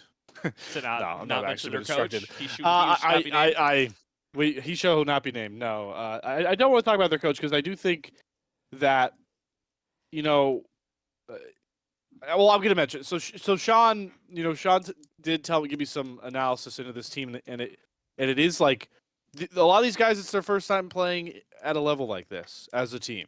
They don't have any past match history. If you look up the team from their OQ time, none of these guys have really played at this high of a level. And to make playoffs Mario's in is ACL, the closest. He's played in like OQs. yeah, so Mario's is the closest, but like they had a pretty good season, and especially I want to talk about the bottom lane. When you look at some of these stats, the sheet obviously has these like top 10 stats, and I always make sure to glance over them, especially going into playoffs. Ninja Senpai, their AD carry player, he was top number 8 or number 9 in gold per minute on AD carry, which is like really important to play up to that level. Subosi, his kill participation, he's number 8 in the league in KP, which is like massive for a support. So those are like 2 big stats that you look at for their respective roles. And I know the playoff race was close. I know we certainly would all agree that Zon might have been the weakest group, but for a team that came into ACL with as their first real experience besides best of 1 Swiss stage OQs, Yeah. hats off to them for making playoffs. And this bottom lane, I don't think this is the last we'll hear from guys like Ninja Senpai and Sabusi if this is like the floor they're starting at, is performing well in their role in an uncapped league to make top 10 stat lines and make playoffs. Fair point. Yeah. Could be a good starting point, yeah. I still Yeah, don't for think sure. they're that big thing, but honestly, the good thing about this is that lower bracket does give us the chance to see them in a matchup where they may be much closer to their opponent, and that way they can probably show us much more. Because I don't think they're close to Carillions, but they probably are closer to another team down there. Yep. Very possible. All right. Yeah, and then allegations, we already said we're kind of writing off MSU A team a little bit. Again, props to them for being able to make it this far, especially without the support, like Slayer said. We'll see where they're able to go from here. But I think up against Polestar Academy going to be tough, so we'll have to see who they get paired up against in the lower bracket. I actually, sorry, dude, really quickly, I forgot to go back to the stat for Ninja Senpai. He led the league in kills per game. Ooh. My bad. I should have added that one. That was the big one. I forgot the big hitter. But yeah, he led the league in kills in the regular season. So do not be disappointed, Zora, if your playoffs doesn't go too well, especially this upper bracket, because I hope that these guys treat it as a jumping off point. As they should, definitely. Yeah, especially for sure. these teams like eking in and like, yeah, this is what's nice about the winter split too. Like guys could really break out in the winter split when there's like Yeah. It's not all, some of the stronger teams, some of the players are focusing on CLOL and stuff, and so we'll see. Yeah. Take that into having your first split be winter and getting to grow winter into spring into summer, or into winter into summer into fall. We don't do spring. Winter into summer into fall will be really cool if you're able to do it right for guys that are like just debuting here in winter, because the league will get stronger as you get stronger. So. Yeah, definitely hope you stick around if you're enjoying your first run of it here. And that goes for guys who didn't make playoffs and stuff, too. Yeah. Moving on to Quad C. We've got first seed Piltover Clown Gaming taking on fourth seed Demacia Gravity. Third seed Zon Aporia taking on third seed Noxus Kosa Gamer Squad. This is where, now, how far do the Zon fraudulence allegations go? Are you willing to put your faith in Aporia? I am. I think Aporia is better. Yeah, I think Aporia. I basically I'm willing to put my faith in Aporia here on this one. I mean, obviously, it goes without saying that the org knows how to run a team. But I mean, the players that they have are also really good. Like Shorter Ace in particular is a name that some people who are vaguely familiar with the tier 2, tier 3 scene, like around this area, they might see his name and recognize it. And he's a really consistent player. He's a nice player to see. I personally think that I don't know a ton about Kosa Gamers personally, but maybe one of you guys could fill me in on that. But yeah, it just seems like Aporia, like on paper, looks like a better team. If I were to describe them, to me, they are a good middle of the pack team if we were in a regular league. Like they would be there, not that bad, not that down there, but not above their level. Like they are a good middle of the pack team that can inch into playoffs, get maybe 1 or 2 wins here and there, but they are not going to be your favorites never. Like they are consistent in that spot. Is how I would describe them. Yeah, I respect, and I called this out in the draw shit too. Like I respect that Kosa have like that they just show up and they compete every year or every split really, and are always tinkering with like their same core roster. Like they don't just throw everything out and start over again. Like they've really been. They're very often coming back. Like Eon Crystal's been with them for several splits now. Retro Zing's been with them for several splits. Admirable Potato's been with them for several splits. I think Varker is new for them. in the last 2 splits, probably. But if not just this split, I could be wrong there. But they like have been, just tinkering with the roster and bringing in new folks, so, like 1 or 2 people at a time, and like just trying to see like what works, what doesn't, and build a core that way. And I respect that. Glad that they were able to make playoffs as a 3rd seed as well. That's pretty good for them. Will they be able to take down Aporia up against a newly crowned NACL player Lawrence and the rest of the squad? I don't think so. Mhm. I think that'll be a lot tougher for them. I do want to shout out Insanes as well on Aporia. Like I think while we're shouting They out have Saints. Flokan is another up and coming young mid laner. I think Insanes is in that territory as well. Cone. Whatever we want to call him, Flokan. Flocone. I'm not going to do it again. I didn't even realize that this team had Lawrence. I was looking at the Discord names. Yeah. My bad. Yeah, no, he's entered the dragon on here, but yeah, it is Lawrence is on this team. So this is his second family that he keeps secret from his first family on Blue Otter because they don't share any players in common. But yeah, they've had a solid run here, and I like this team from top to bottom really too. Shorter race, been around for quite a long time. He's a great veteran voice to have, as is Detro. And then I think they've done a good job of bringing guys like Legacy and Insanes like up to speed. So it's a really good roster construction. Yep. Yeah, that I'm really hyped to have here. And you got that LCS veterancy in shorter race, right? So you gotta you can't go wrong there. True. Mhm. Lasted for quite a bit. I think they are a roster that I'm excited to see a bit more. I don't think they will be doing like so many great things, but at the very least, they do put them above Koza, and I think this should be a much more Aporia favored matchup.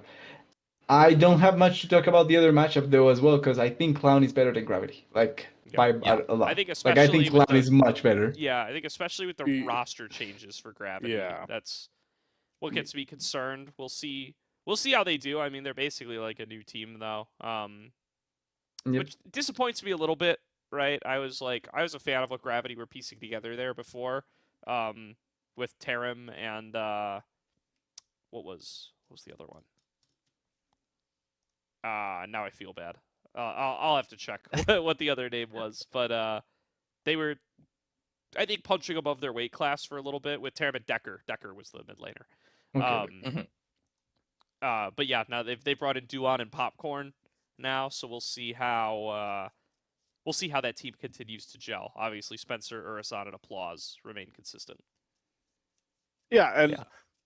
I think this match will be closer than some of you guys are giving credit for, because I do think Gravity's biggest strength in their upset wins was Spencer. It's fair. We talked On the about Urgot he and was stuff. probably Yeah. on the Urgot. He was doing very well up against a lot of his opponents in Demacia. And the way they won their second game, Gravity, was picking the most hyper-aggressive bottom lane known to man, Samira Pike, and quite literally just bodying, I think it was Abandoned, yeah, from minute one. And that was the game where Urasan got a penta on Samira.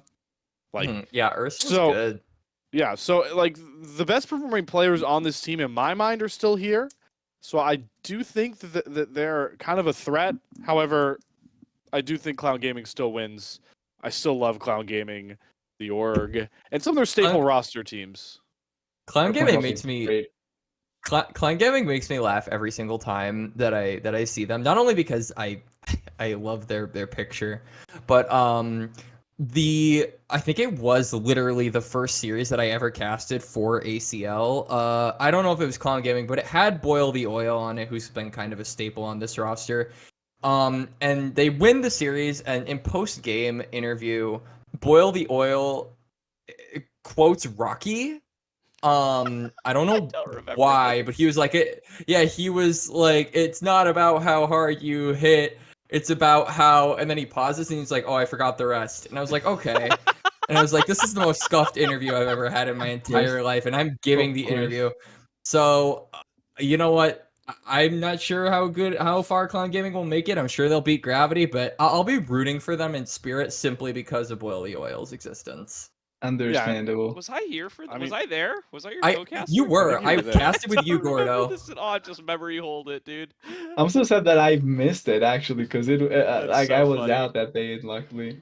That Rocky quote is like a top 10 American quote of all time. I know, would it's argue, too. not So it's like- remembering And it he is so forgot fucking it. funny, dude. He forgot it midway through, and I wanted to finish it for him because I remember the rest. But I was Yeah, it's like, what if I just don't? yeah, I and know I you're just didn't. saying it there, and I'm just like, it's about how hard you can get hit and keep It on was- going, right? it- Yeah. No, it's about how many times you get back up. Yeah. That's the Yeah. quote. Yeah. It's No, even but- cold here, by the way. Like, just quickly, Yeah. like, it actually is I would argue it's worldwide cold, that phrase, Yeah, because we everybody even knows use Rocky. it here. Yeah. Yeah. but But, that's funny as hell. Cloud Gaming have been a fun story in ACL because last split, the most competitive fall split, they won their group. They made playoffs. They made a bit of a run in playoffs, and now it's fun to see they are winning another group and with some of the same guys. Cryogen is a name that all you qualifier fans and NACL I don't want to go that far, but like around that area, I think Cryogen is going to be a name you're used to. Cryogen and Zev have been playing together for a very long time under Clown Gaming, and they keep seemingly level up. And I know Gordo's a big fan of what he's seen from Rough Beans, too. I agree there. So I don't know. I like Clown. Clown Games just feel good, man. And while I don't think Mhm. they're gonna. Another They're not gonna name win. you will They're see vibes. in Cryogen. Another name you will see in the Supernova Combine this coming weekend. Yes. By the way.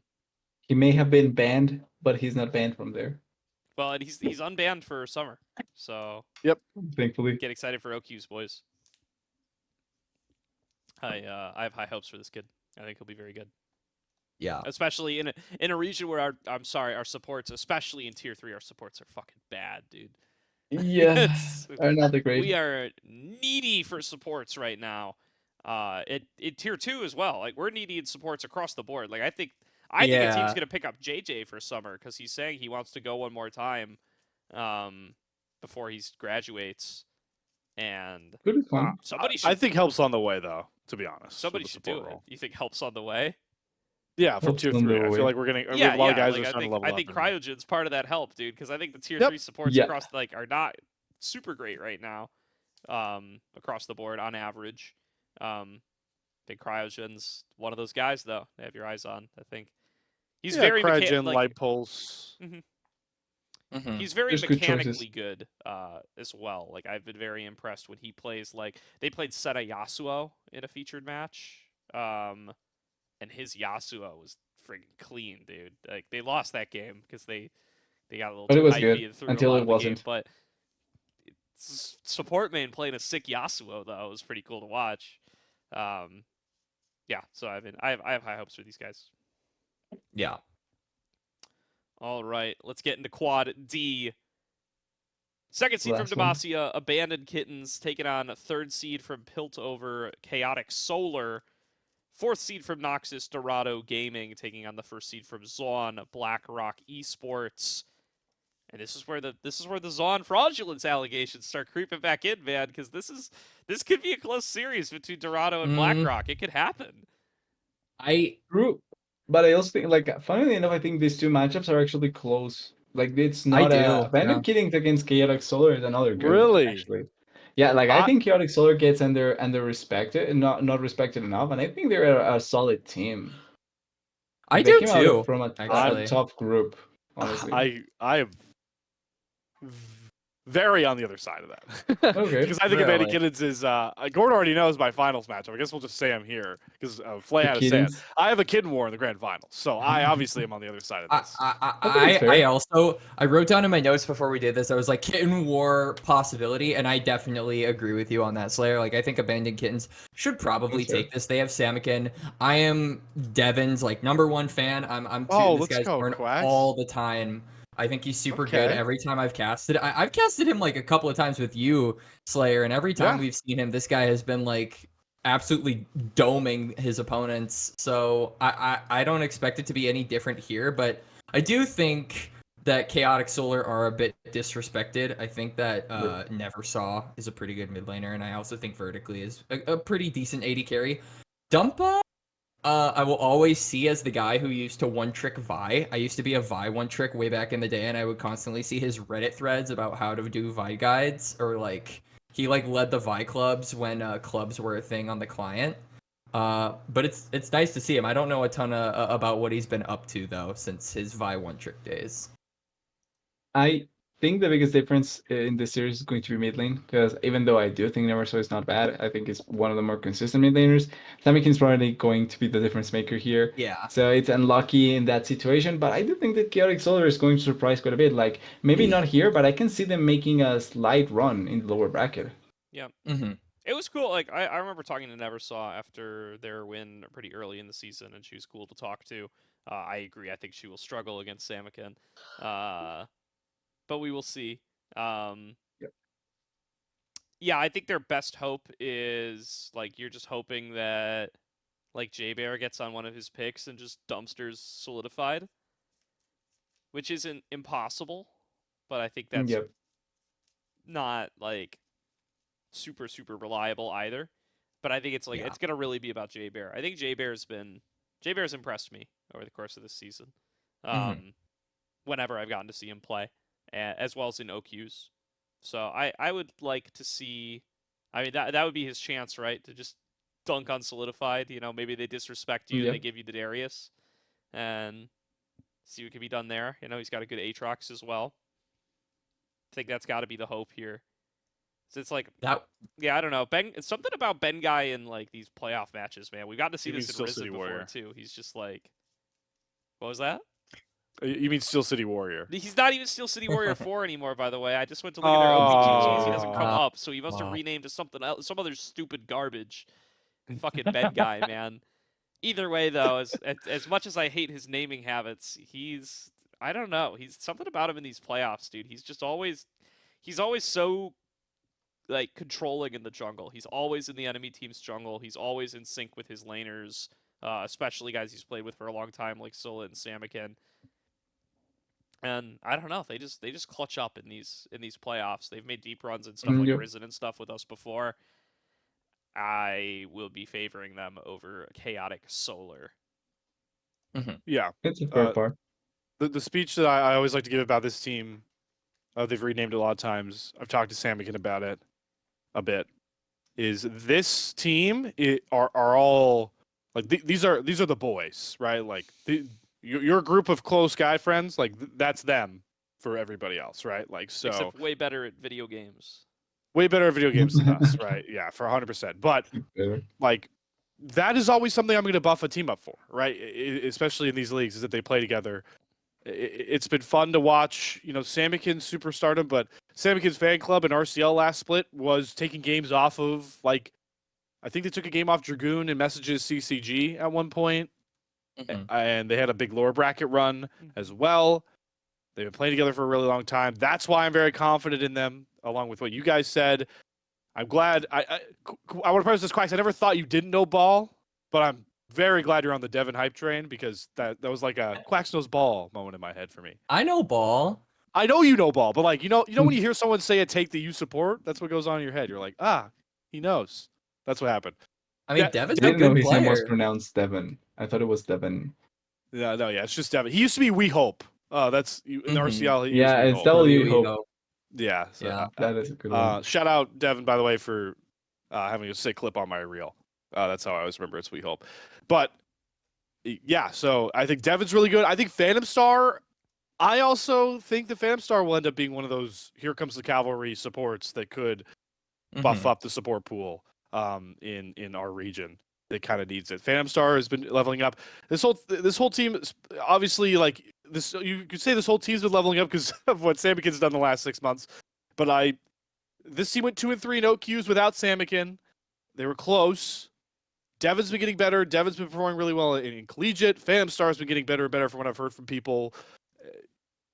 I get used to seeing these guys' names, even if my finals prediction doesn't go the way I'm thinking it. Like especially this bottom lane, I expect Devin and Phantom Star to be in GSL games for qualifiers sooner rather than later. For sure. So what about? So I guess we can talk.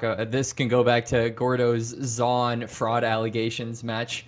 The Dorado Gaming versus BlackRock Esports. What do we? So what is kind of the consensus on BlackRock? Because obviously there was a lot of talk about them during OQs, but this isn't OQs. This is ACL. So they haven't lost a game yet. Is that because of the competition that they've had, or is it simply because this squad, who has a lot of recognizable names, is just that good?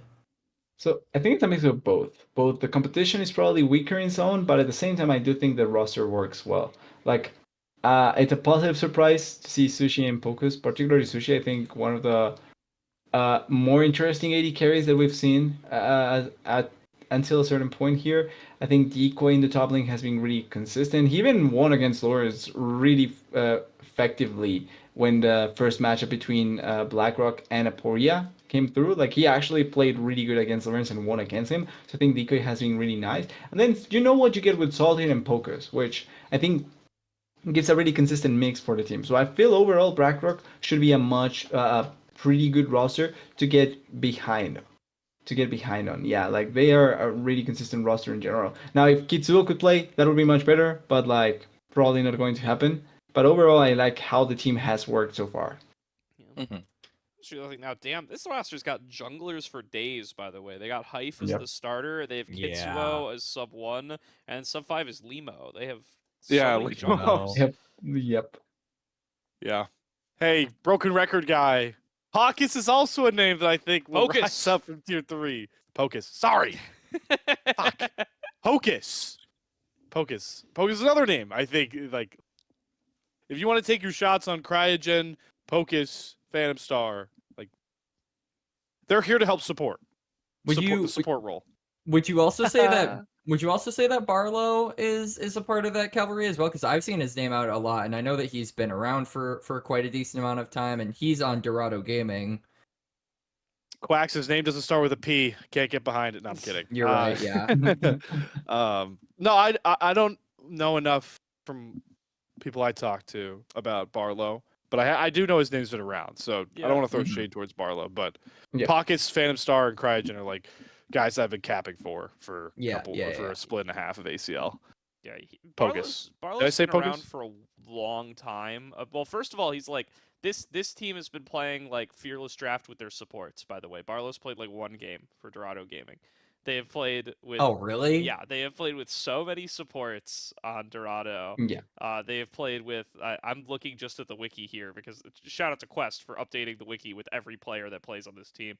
They've played with Firepig 16, Paralysis, Barlow, Pluto, Colthrow, and Turk. And this is a team that This is a team that missed 2 weeks. So and the last 3 are still on the roster. They've played with a different support every week. They've been played Fearless Draft with their supports. Yeah, I think Barlow. He plays for Harrisburg. That's where most folks will know him from, and where he's found most of his success. Hasn't really played on too many good teams outside of that, so it's kind of hard to get a read on him from there. Yeah, I don't know. That's just kind of where I'm at on him. I'm not really in or out on Barlow. That makes sense. The Arab roster is weird, honestly. Pluto's a name I know as well. From Grandview. I recognize that. Just lost NECC finals to Sneezes. Yeah, a stump actually. Boy. Sneezes. Yeah. Pluto is also Pluto has played in a lot more NACLQ contexts than Barlow has. Like Pluto was on a Supernova team for a bit. He's on Team Ambition for a bit. He played on that Froggy 5 team. He's on Lotus Black. So it's like I feel like I have a better read on Pluto than I do on like Barlow for that reason. He's just been on more teams and in more leagues that I cover. Yeah, I think the team maybe we get a bit caved by Castle. The fact that Castle is there does make it a little bit more interesting for me. But in general, I just don't think the roster is going to be running a lot in the upper bracket. Maybe they do a lower bracket run as well, like Koza probably, because I do think that they have more chances down there. But in general, I do see them making like an upper bracket run because I feel like They just simply don't stack up to the higher level teams in my eyes. Like I think Pori is better. I think BlackRock's better. I think the Keydens are better as well. TFT is better than them as well. UCI should be better. So I feel like against the teams that are expected to be up, I don't think they stack up that well in comparison. Yeah. Do you think they will be able to beat Dorado, or do you think they'll be able to beat? Excuse me. Do you think they'll be able to beat BlackRock. BlackRock? No, I think BlackRock No. drills them, honestly. Yeah. I kind of picture this Dorado gaming squad as kind of like if we're dividing up the teams into like good and like bad or like whatever, I would honestly say that like looking at this Dorado gaming squad, I would say they kind of fall in line as like kind of the best of the worst. Like there are a lot of players that I think are really solid. Like Castle obviously was on that Team Ambition Black squad that won everything. And he has a lot of experience playing with these players, right? Like Nightstar and Castle have been together for a very, very long time, so they have that cohesion set up. But I definitely think that a lower bracket run for this squad is definitely in the cards. But in terms of higher bracket, I don't really picture them being able to make it past upper quarters. If they somehow manage to upset BlackRock, then I would imagine Abandoned Kittens knock them down the next round. Yeah. Like they have a hard schedule ahead of them, and I don't think Agreed. that I don't think that the format's doing them any favors, but I do think that a lower bracket run is in the cards. I would agree. I would give them a fighting chance up against Dorado, or up against BlackRock rather. I would probably pick BlackRock when push comes to shove, but I think it'll be 3 games, and I think Dorado Gaming could give them a fight. Yeah. Yeah, it just depends on how they show up on the day. Like I think Aj and Castle, and Geiger too. I think all of them have had I've had them show up on days where they could really challenge and do stuff like qualify for top 16 of NACL queues like they did as Castleberry. And then sometimes they show up and they drop games to ACL teams that it doesn't feel like they should drop to. So it'll kind of depend on what version shows up, and I'm very interested to see how that continues to go. But yeah, they dropped to MSU A team a couple weeks ago. I don't think MSU A team could make top 16 of NACL queues, so these things don't compute, right? It's the transitive property not working here. So I don't know. It's it depends on which version shows up on the day, but I could see a lower bracket run. I could also see them challenging in this series. I do think the loser of Dorado BlackRock also I don't mean to flame USF one more time here, but the way it works out is they'll likely be playing USF to kick off lower bracket. I mentioned at the start when we went through ACL, tough draw here for USF, but you have to beat the Dorado or BlackRock, who I don't want to speculate too much, but I think we could all agree that whoever loses this series is definitely going to feel like they should have won it. These rosters, so you're not only going to catch a roster that we know is battle tested, but you're likely going to catch them angry. So tough. Yeah. Yep. All right. Well, that should do it for this episode here. Shout out to Aegis and the ECL for sponsoring the show, as always. Tune in to the ACL Playoffs kicking off this Friday. This is the only NA Tier 2, Tier 3 content that's going to be on for quite a while as we start to get into MSI season. We do count as Tier 2 now because we got Lawrence and Samakin in this league, freshly promoted NACL talent. So shout out to those guys. Looking forward to seeing their runs. And tune in and catch TDS and Slayer on that cast tonight at the time this episode is going out. Thanks so much for hopping on, Quax. It's been awesome to have you on my here. pleasure. Yeah, thank you for being here. We'll see you again next season sometime, I'm sure. I don't know when our next episode will be. Maybe it'll be next week. Maybe it won't be. Maybe we'll probably take a little bit of a break during MSI. Although we will maybe we'll hop on and do shorter ones for ACL playoffs. I don't know. Yeah, a bit of a recap. We could know do what happens. We'll see. We can milk Flay for more of that sponsorship money. It could be done. Agree. We should We actually. should. And I would gladly return Yeah. for In a some way, of the we're shorter episodes if obligated you guys to wanted when me. you I would think love about to. it. We really actually Yeah. have to come True. in and do perhaps 30-minute episodes about ACL playoffs or something. I don't know. We'll talk about it. We'll see. We'll be back when we're back. Stay tuned to the Salt Mine Twitter, and we'll let you know probably. If you're really hankering for an answer, tag me on Twitter and I'll answer you. Also, go show Quax some love on his social media. Yeah, go Just- show Quax some Aw, love. His Twitter thank will be you. linked down This guy's below. go to the moon It's in our over there. industry. Wait, This guy's it's over there. Oh, It's over thank there. Oh, you. it's also thank right you. here. Yeah. Yeah. This guy's been Jesus leveling Christ, up man. all Other hand. Here. season long Yeah. as well. Uh, Over there. Yeah. Over there. All our Twitter handles are under our names. Quax's in particular will be in the description. The rest of ours are in the Salt Mine Twitter. You know the gist. Thank you guys for hanging out with us. It's been a fun 2 hours. It's been 2 hours. But we'll Mhm. see you next time. Quite fun, actually. Take it Yep. easy, guys. Bye.